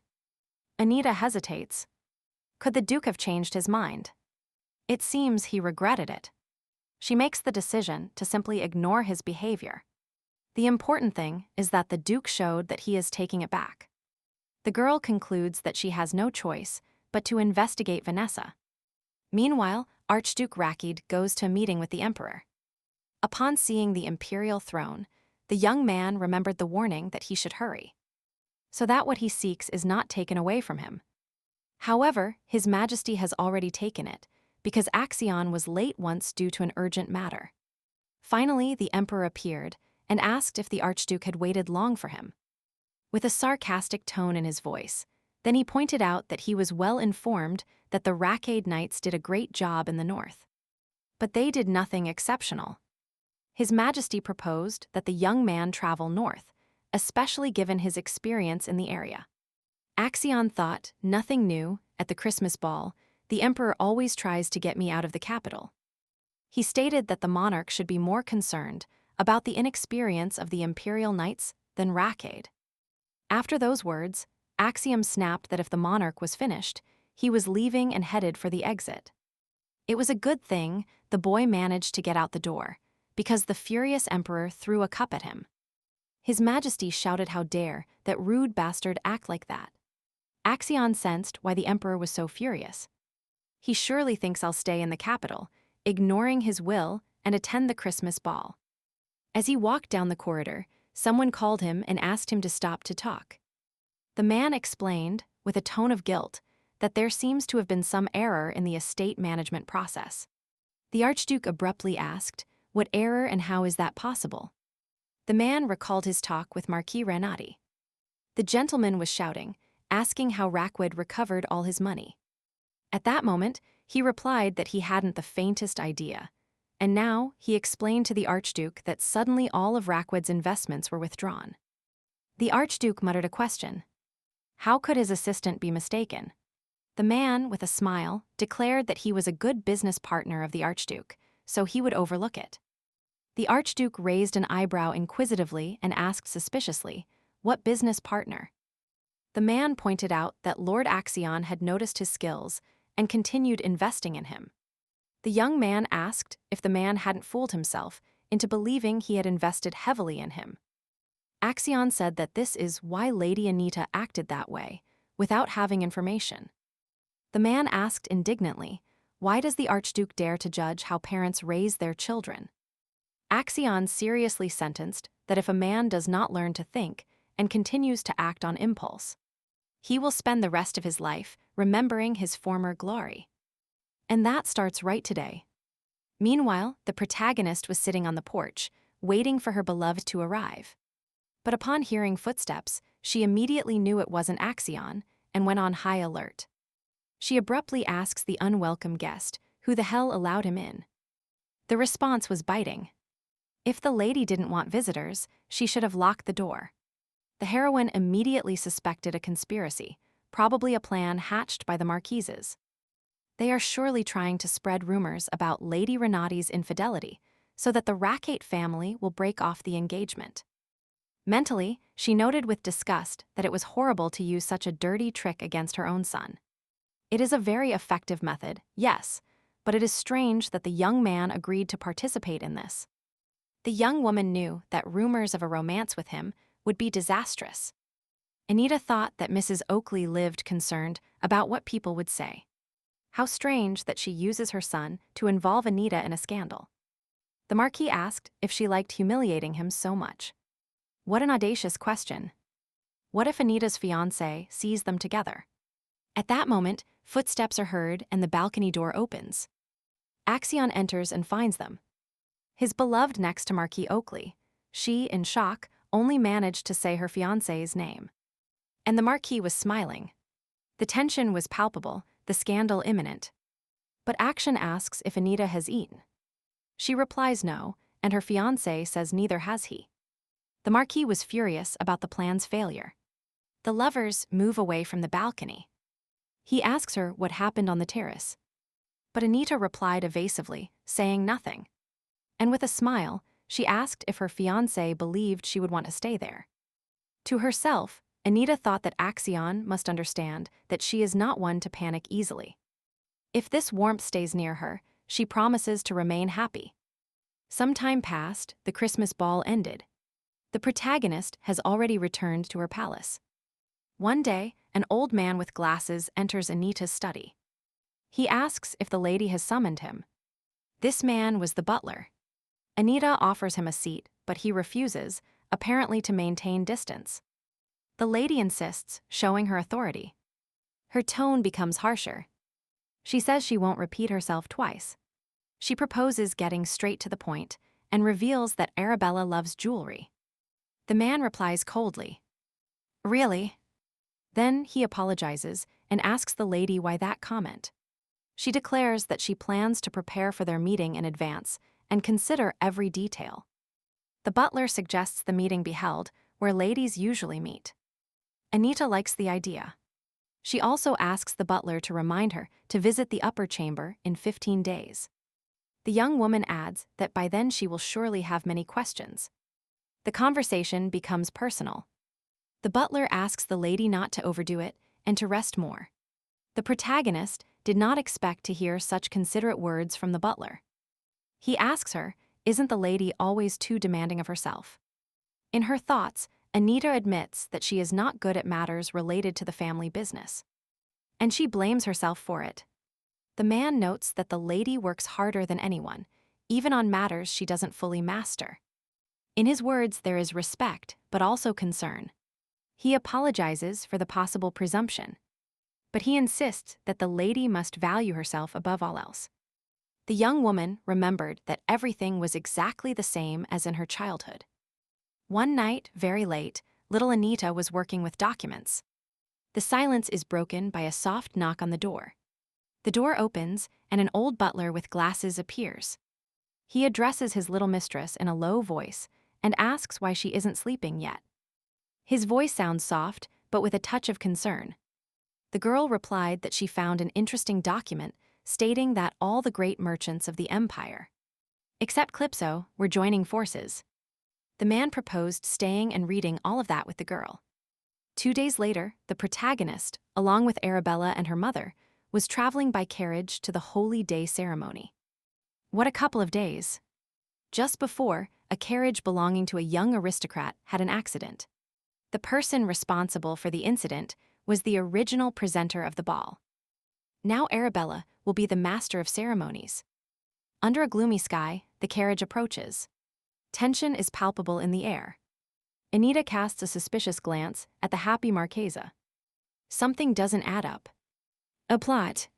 Arabella tries to talk about the rain, but her voice trembles. Nervousness overcomes her. The Marchesa calms her down. Rain at the ceremony is good luck. Shinsu lived in a lake. Anita sees the confusion in her sister. Apparently, there are secrets she wasn't told. Finally, the carriage stops. The protagonist is the first to get out. But the Marchesa, surprised, asks, "Why is Anita going ahead?" The lady was indignant, which was not surprising at all. May such strange rumors spread? The woman added that they had been very disturbed, and Anita asked her to clarify. What rumors? It turns out everyone is murmuring that, of all the Renotti family relatives, only Anita looks different. The Marchesa noted that nothing will change, no matter how Anita behaves. The young woman replied that she remembered something like that, as she fired a maid who was spreading similar rumors on the estate. Then Anita became curious. Why is her mother worried about this right now? But the Marchesa frowned, showing she didn't understand her daughter, and declared that she simply remembered. Now, Arabella decided to talk to her mother. She asks her mother, are all the people around them really going to watch the ceremony? The Marchesa replies to Bella that everyone here is a person like her, and all this is natural. The protagonist could not stand her sister's sad look. She takes Arabella's hand, declares she will be her escort, and tells her to follow. Arabella indignantly asks what Anita is plotting. It turns out the heroine wanted to talk to her sister alone. Anita remembered how Arabella had said she was terrified of being in front of all those people. Anita decreed that if her sister was incapable of doing it, she should say so right now. She declared that she accepted going in her place. She preferred to do it herself rather than allow her sister to fail. The protagonist understood how important this ceremony was for the imperial family. But Arabella firmly refused the help and affirmed that she would do it herself. Anita, worried, asked if she was sure she could do it. Arabella confessed that she was still scared, but felt she could manage it. Shortly after, Anita and Arabella were standing practically in the center of the preparing event. The protagonist wondered, why was everything so strange and noisy around her? The girl heard someone exclaim that it was a great honor to greet the Duke. Someone present noted that they had seen Lord Roderick at the ball the previous night. But he didn't have time to speak. Anita was in shock that the Duke had arrived. Did he decide to end his isolation? Anita concluded that the Duke had come to make it clear that he was definitively rejecting her. Thus, the ceremony began with the Emperor thanking everyone who had attended. Meanwhile, Anita noticed her sister trembling. This wasn't the usual tension. Suddenly, the Emperor calls Lady Renotti and asks her to approach. But a problem arises. Anita is in shock. Why isn't her sister moving? Those present began to whisper that Lady Renotti was ignoring His Majesty's order. Anita understood that she had to save her sister from embarrassment and the situation. The young woman approached him and introduced herself as the second daughter of the Marquises Renotti. Anita. Immediately after, she greets the Emperor, the great son of the Empire. Anita offers herself as head of the ceremony, recalling that 6 years ago Lady Roem led it. The Marchesa severely shouted her younger daughter's name and begged the Emperor to forgive her. Since Anita was always an ambitious child, the Emperor comments ironically that he likes ambitious children. All the guests commented that, in the end, Lady Renotti debuted and caused a scandal at the last ball. Someone among those present asked if she was planning to cause a ruckus at the ceremony again. His Majesty noted that Anita Renotti never ceased to surprise him and allowed her to try it herself. Anita thanked the Emperor and prepared to start the ritual. The girl was very scared and looked at the guests, and Axion was there. Wow, it had been a long time since the young man attended ceremonies, but his smile calmed her down a bit. However, the protagonist looked away. Duke Roderick was there. Anita didn't understand why this man was acting so strangely. An inner voice ordered her to concentrate. Wait. Or was it not an inner voice? Of course, it was a low-level spirit claiming to have appeared to help her. Anita replied that she didn't need his help. Then she asked if he could leave the lake at will. He confessed that he had actually been waiting for this day for a long time. Anita thought she didn't know what was going on, but she wouldn't insist on the spirit returning. The spirit chattered impatiently, asking how much longer he should wait. He urged her to put her hand out at once, but suddenly the spirit shouted. What was that? What was happening? The girl, puzzled, asked what was wrong. The spirit supposed that Anita was very cold, right? She looked at the rough water and asked the spirit what he had done. A philosophical question arose. Does it make sense to give up what one has created oneself? The spirit vociferated something about all those people. A strong wind rose, and then it rained. People marveled at the rain, saying its drops shone upon contact. The emperor shouted that they must stop the ceremony. Urgently. Axion ran swiftly towards Anita, trying to catch her so she wouldn't fall. He shouted her name, but it was too late. Anita fainted and did not respond. Her body slumped and her eyes closed. During another meeting, Axion declared that they had managed to confirm the location of Ashut's tear, as well as the Eye of Oblivion. He stated that he had received information that they were acquired by the merchants of Fordham. The boy suggested that the merchants of Fordham must have tricked the emperor. Axion thought it was good that he didn't elaborate on his search for the magnificent necklace for Anita. They asked him what they should do now. The young archduke replied that now they must rejoice in their victory. He added that they should start by celebrating the holy day. Then he recalled the admiration of the guests at the ceremony during the rain. Then Axion realized that pure divine energy was spreading. The boy, lost in thought, suddenly noticed Anita slowly beginning to slump towards the floor. Without hesitating for a second, he ran towards her, managing to catch her limp body before it touched the ground. Anita was light as a feather. Her head leaned on his shoulder. Everyone present whispered, "Is the Archduke really present at the ceremony? And does the Emperor know it?" Axiom thought he didn't want her to wake up and regret her actions, nor did he want to be in the Emperor's sights because of her. For Axiom, the most important thing was that she wouldn't be distressed by attracting attention from anyone.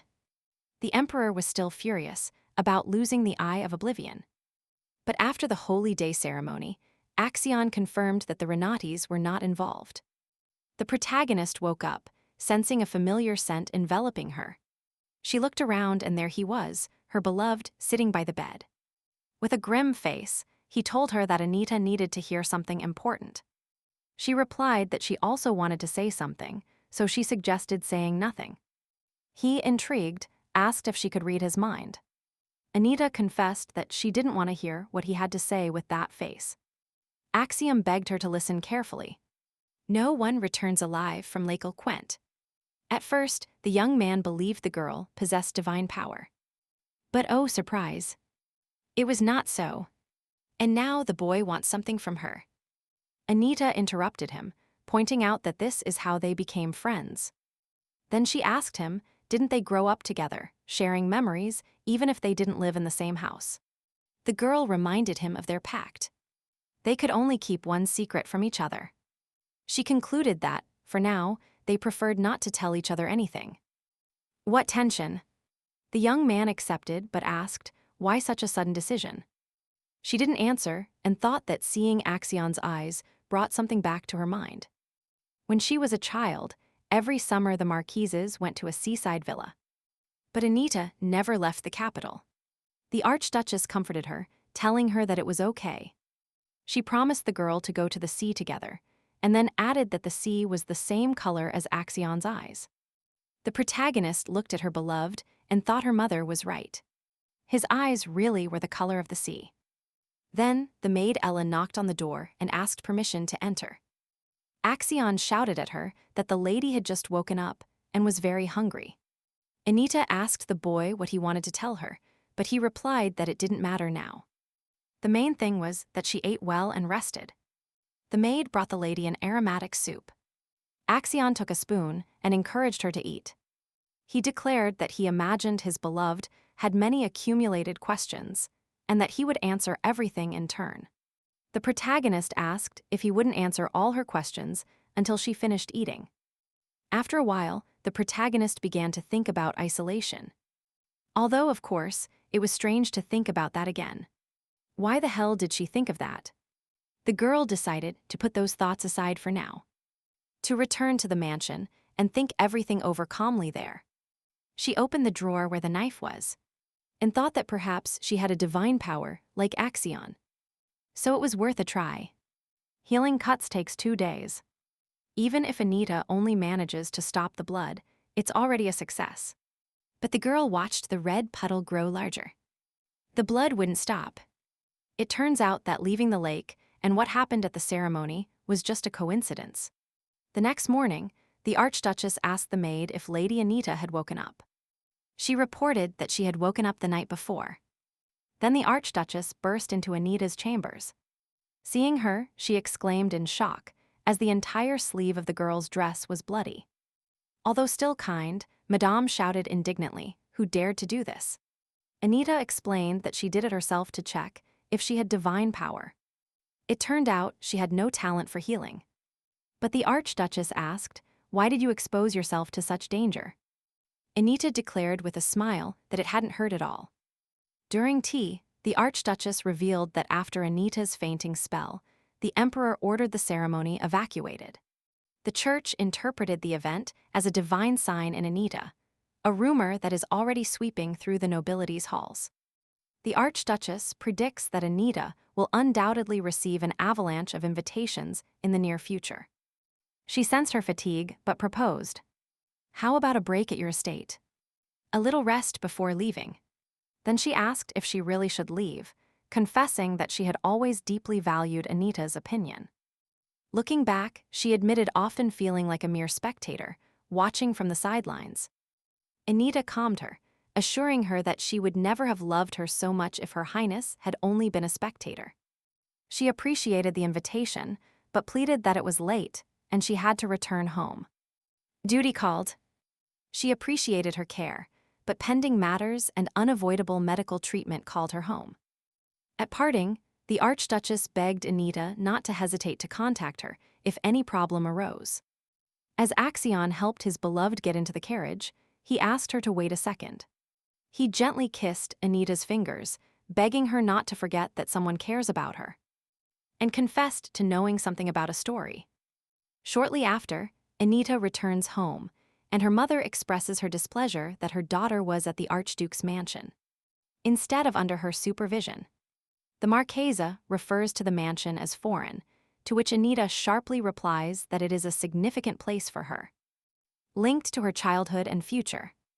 Anita recalled that she replaced Arabella in an important ceremony, which probably has a political background. Or social. She emphasizes that this decision benefited her family. It turns out the Renotti family met with the cardinal in the church, and also that the parents' attitude towards Anita suddenly changed due to her divine power. Suddenly, tension in the family increased, and dialogue turned into an argument.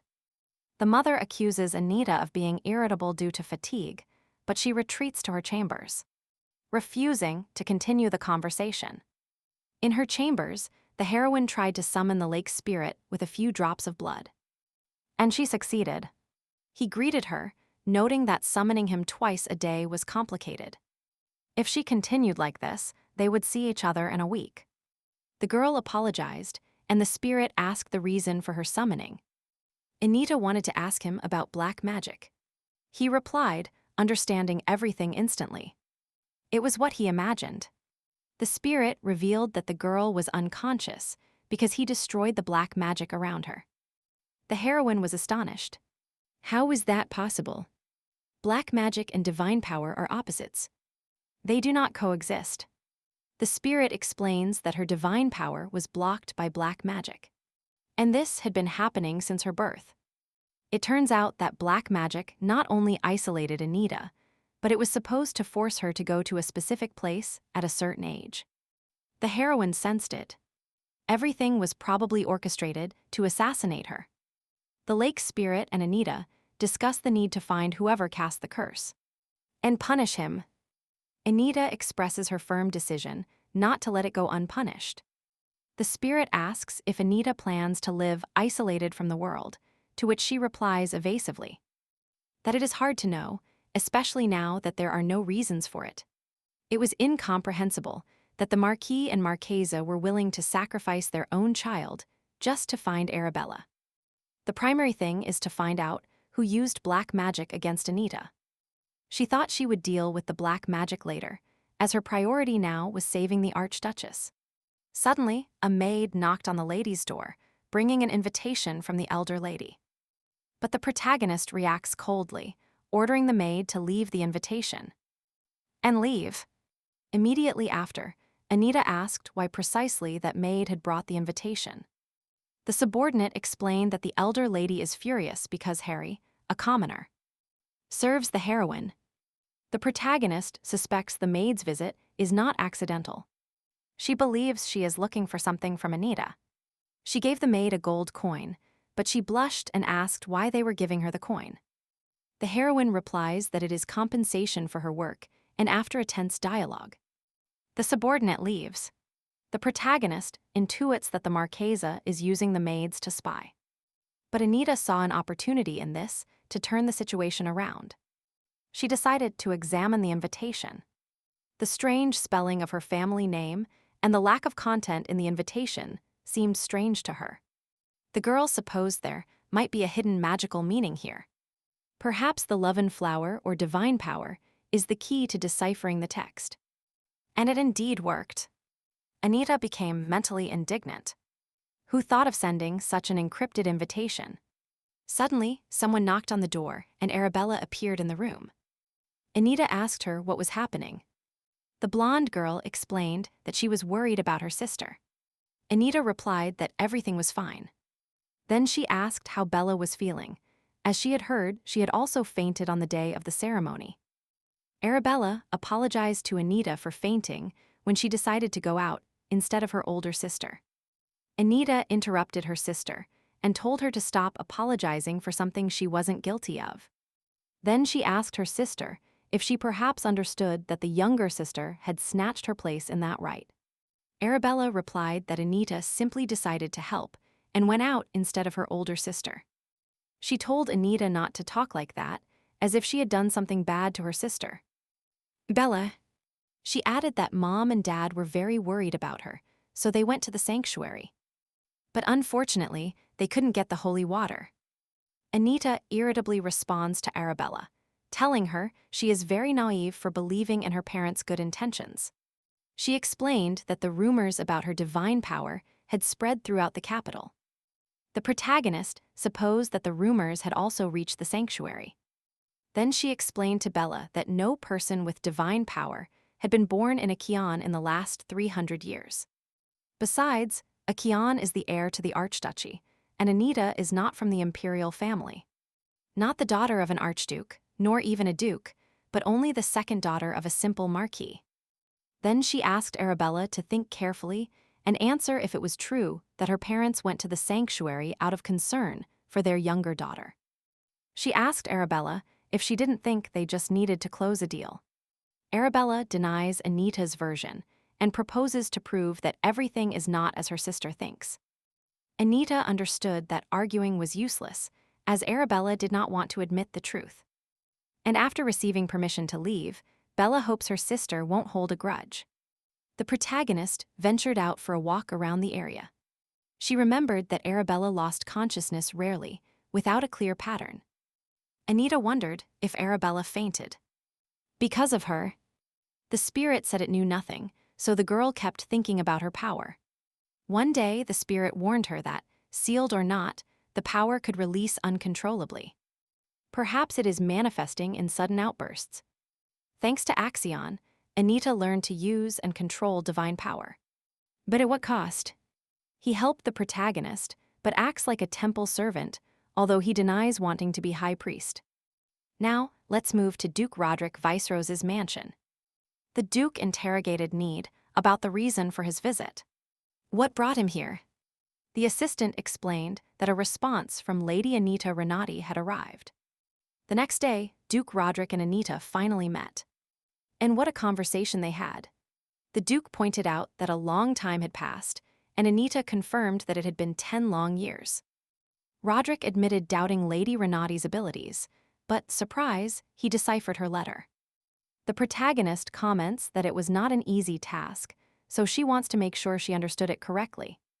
The Duke asked what she thought it said, and Anita declared that the Duke needed her divine power.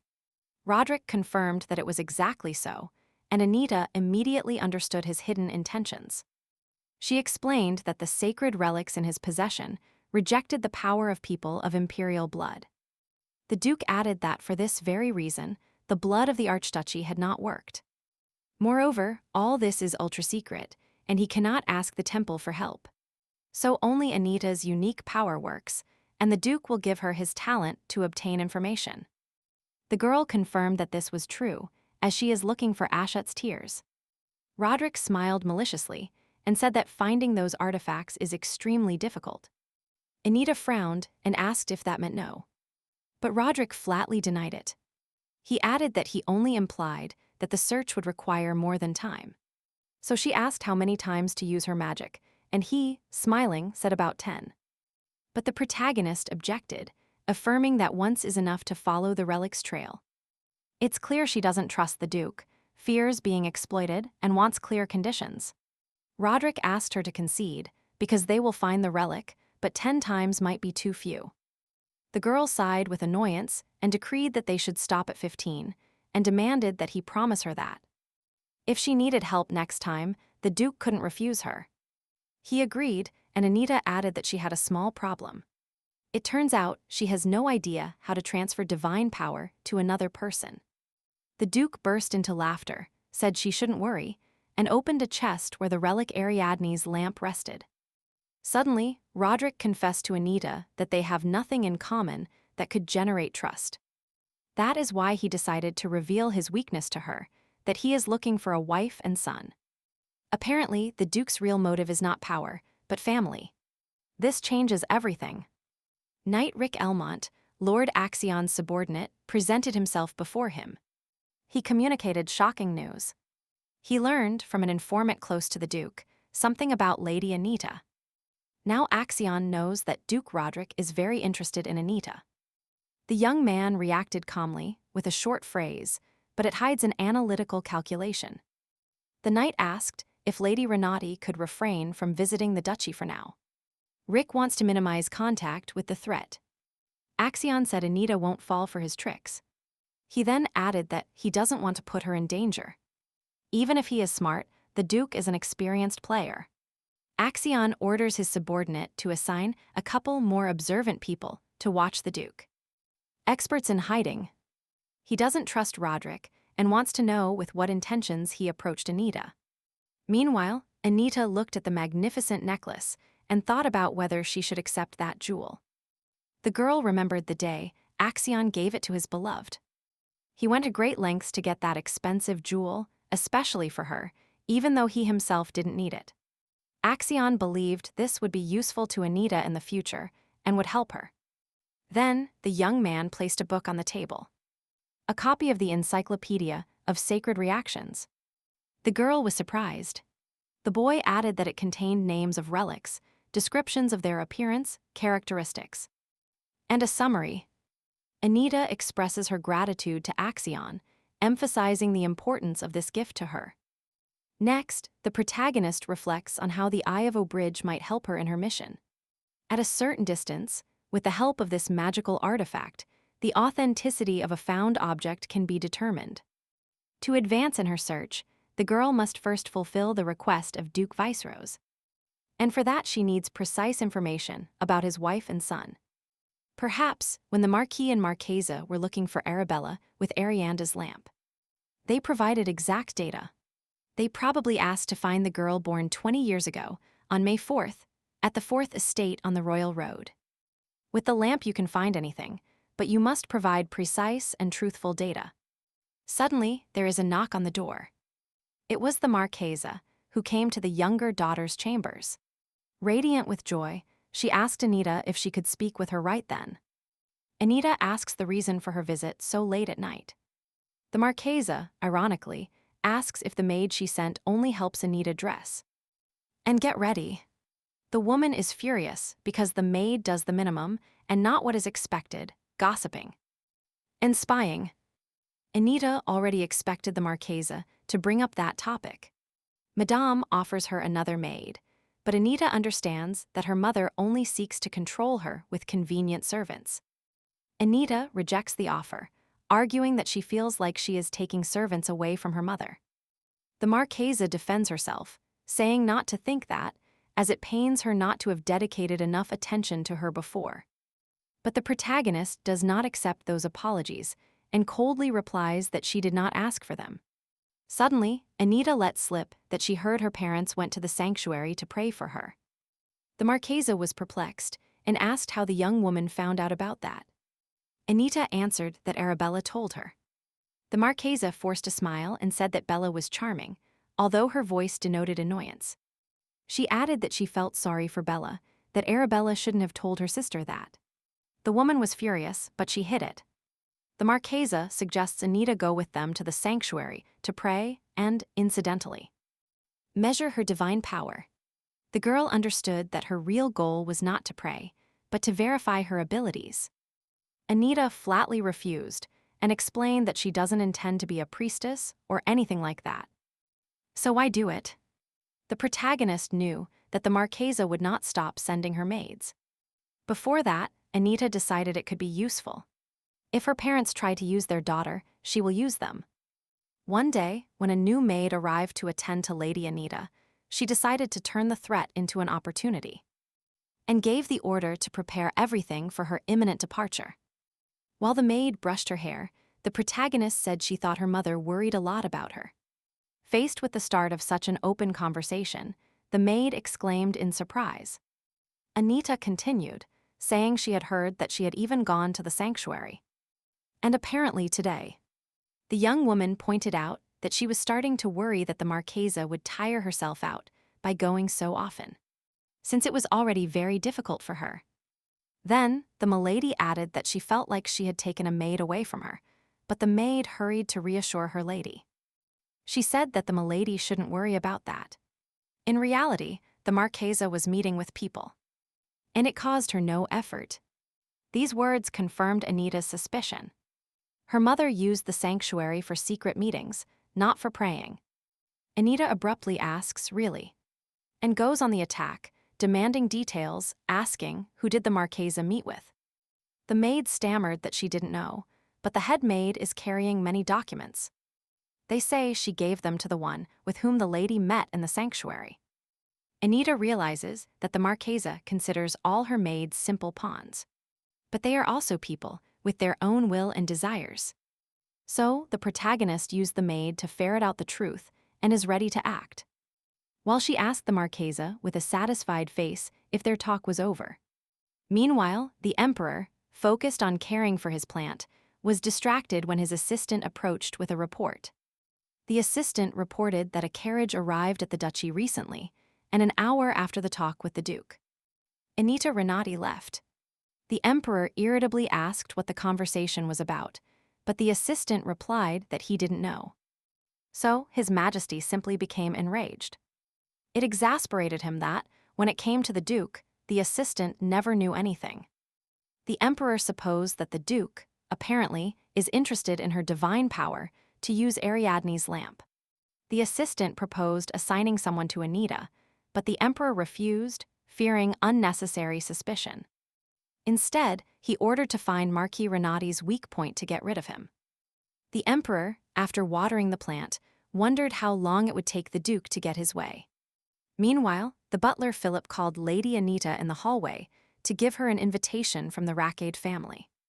The protagonist was surprised that it arrived so quickly and asked the butler to retrieve the documents from the department in charge of the affairs of the aristocrats.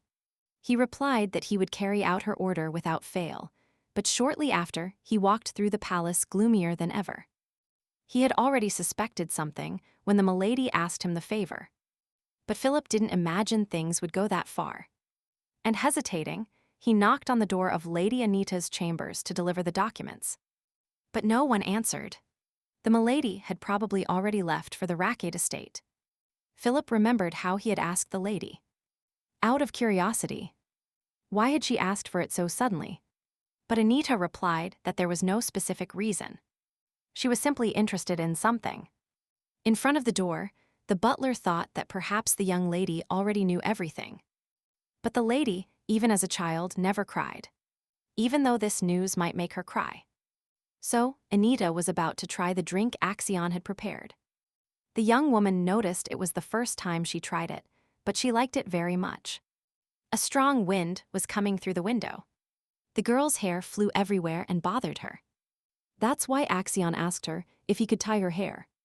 She nodded and asked if he needed a hair tie. He replied that he would use a handkerchief. The girl let out a little giggle and added that she forgot the boy had very skillful hands. Then she said she needed to confess something to her beloved. The boy froze and became tense, and the girl confessed that she was under black magic. She explained that this is why she always wanted to distance herself, but apparently it's not just that. She also longed to be happy. The young man replied sharply that she could achieve it. After all, her influence among the Renotti is great now. Anita can get anything she desires. The girl didn't understand and asked what he was referring to. Axion added that his beloved should use him. He then handed some papers to Anita, telling her he wouldn't allow anyone to hurt her. Anita thoroughly examined those documents later. It turned out they contained the content of the Marquis and Marques's conversation at the sanctuary. The protagonist was busy studying the papers and looking for some information. Or a clue, but she understood that the more time she spent looking for information, the less time she would have to act. Her work was interrupted by a knock on the door. It was the butler, who approached the lady cautiously and informed her that he brought the documents the young lady had requested. He then added, hoping this wouldn't hurt her too much. She replied briefly, ordering him to hand over the papers. Philip reluctantly obeyed. The girl quickly glanced at him and furiously decreed that she already knew. Those people are worse than trash. A look of incomprehension formed on Philip's face. Anita dismissed the butler, telling him he had done an excellent job and could retire. Afterwards she wondered, was this why the butler was so worried? From the documents, the protagonist discovered that the sanctuary would take custody of her. It also explained that since Anita was not yet of legal age, her parents made all decisions for her.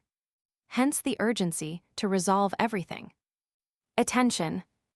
Arabella's engagement ceremony will not be officiated by a simple priest. It will be the high priest himself. In exchange for handing over control of Anita to the sanctuary, her parents will get all their donations back.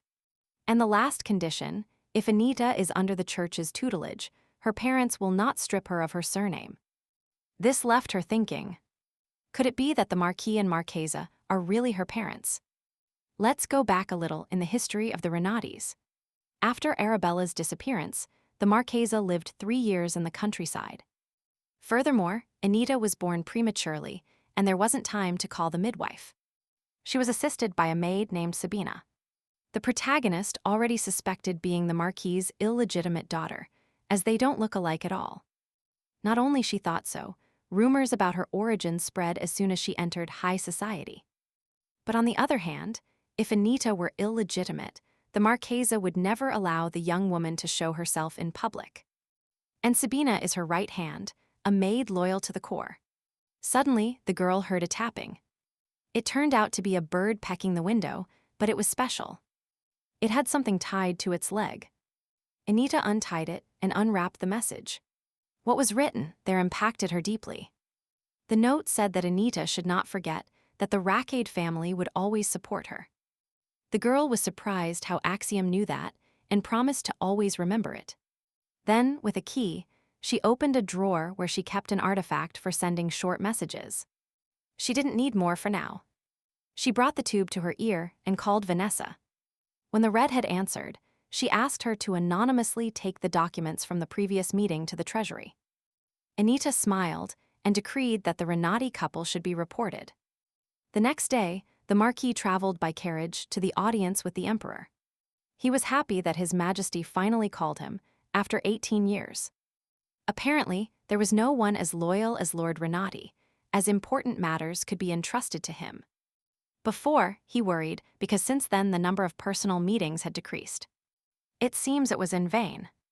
In reality, if it weren't for the bonuses, the Marquis wouldn't have escaped punishment for tax evasion. Then, the Marquis arrived at the imperial palace and greeted His Majesty. The emperor accused the Marquis of tax evasion. The man justified himself, explaining that he had to evade taxes to finance the search for Arabella. He added that he had to make donations to the church to obtain Ariadne's lamp.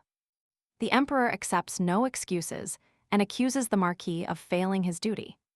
In response, the Marquis offers to hand over all his assets to the imperial family in exchange for forgiveness. But the emperor remains inflexible. He will not yield to pleas. He orders the Marquis to leave the capital and go to his estate, forbidding him to return without permission. Lord Renotti begs His Majesty to reconsider. The capital is vital for a noble. But His Majesty remains firm. The Marquis deeply disappointed him and failed to meet basic requirements, which led to a total breakdown of trust. Arabella and Anita organized a tea party. Bella asked if Anita liked the tea and if it was delicious. The sister tasted the drink and said it had a slightly bitter aftertaste. She added that the tea itself was quite good. Anita babbled happily. What a nice compliment. And then the protagonist promised to prepare the tea herself next time. And Arabella agrees. Suddenly, the room door bursts open and the furious Marquis bursts in. He sweeps everything off the table and grabs Anita, telling her she better start praying. Bella, scared, asks her father what he is doing and begs him between tears to stop. The Marquis demanded that his daughter now beg and implore mercy from the emperor. The Marchesa stuck her head into the room and asked what all the fuss was about. Before her was the scene of her husband furiously yelling at his younger daughter. And the older daughter, meanwhile, flutters around her, begging her father to stop. Suddenly, the Marquis raises his hand to hit Anita, but he doesn't realize Arabella is close by, and accidentally hits her. Naturally, the parents screamed in shock upon seeing their daughter fall to the floor. The Marchesa started asking her how she felt, and the Marquis apologized. He insisted that he made a mistake. Bella declared that, from now on, that wouldn't be enough. She added that her sister suffered too. She hit herself hard on a chair and might have broken an arm. The father indifferently commented that bones have the ability to heal. And the mother babbled worriedly that her beloved daughter's cheek was swollen. But Bella replied that surely Anita's pain was much greater than hers. The Marchesa let out a little laugh and said she hoped that Brat hadn't had time to do anything. Bella asked how her mother could be like that. Does she already think her younger daughter did something wrong just by arriving? Bella recounted that Anita was just having tea with her and said that the tea prepared by her sister wasn't that bad. The Marchesa exploded. Her daughter is not a servant to prepare tea. Anita took a deep breath and Serena begged her sister to leave. The Marchesa forbade Anita from daring to give orders to Bella. The light-haired young woman begged her mother to stop yelling at her sister. Furious, the woman demanded to know what Anita had told Bella to make her behave like that. Immediately after, she urged Bella to notice Anita's coldness. Despite her supposed concern, alone with her parents, Anita posed a rhetorical question. Would it matter if I disturbed them? Then, addressing her father, she inquired mockingly if he would object. The Marquis longs to give Anita crucial news, but the Marchesa prefers to discuss it with her first. The man vociferates that it is urgent. Suddenly, Arabella appears, and the parents' tone becomes sweet and kind. The blonde announced that she called a doctor for Anita, as she also needs treatment. The protagonist, furious at her sister's useless action, decides to speak while the doctor examines Anita. Arabella was satisfied, and shortly after, a scream from the Marchesa. She was indignant because the Renottis should be locked up.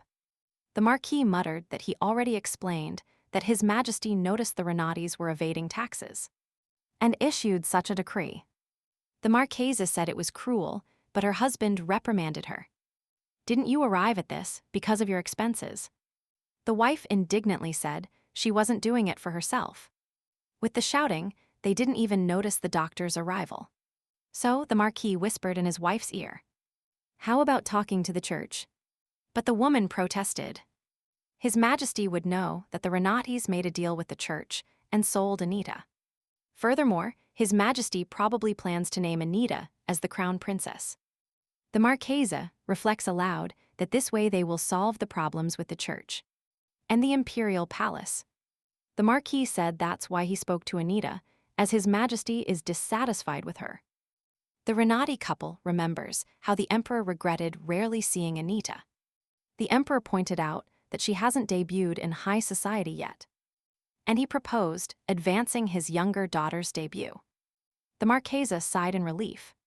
The Marquis said that now that the doctor has left, he will leave too, and Anita was rude to her mother. The Marquis said he would take the opportunity to teach the insolent girl a lesson. His wife replied that she trusted him. The Marquis said that before bringing up an important matter, he would point out that he heard his daughter was rude to her mother. Mentally, Anita accuses her father of aggression, noting that he has been behaving aggressively from the start. Did the Marquis want to scare her? Is it that hard for him to bow his head and ask for something? Anita thinks about it. The Marquis, in a stern voice, snaps at her that there is a reason why she dresses well too, and eats heartily. The protagonist interrupts her father. She calmly adds that everything is in perfect order. The Marquis, bewildered, asks his daughter what she is talking about. What does all this mean? With a smug smile, the young woman blurts out, "If you don't want to spend more on me, I'll just leave." Anita, very seriously, explains that the money available to her is registered in the Marquisate's account books.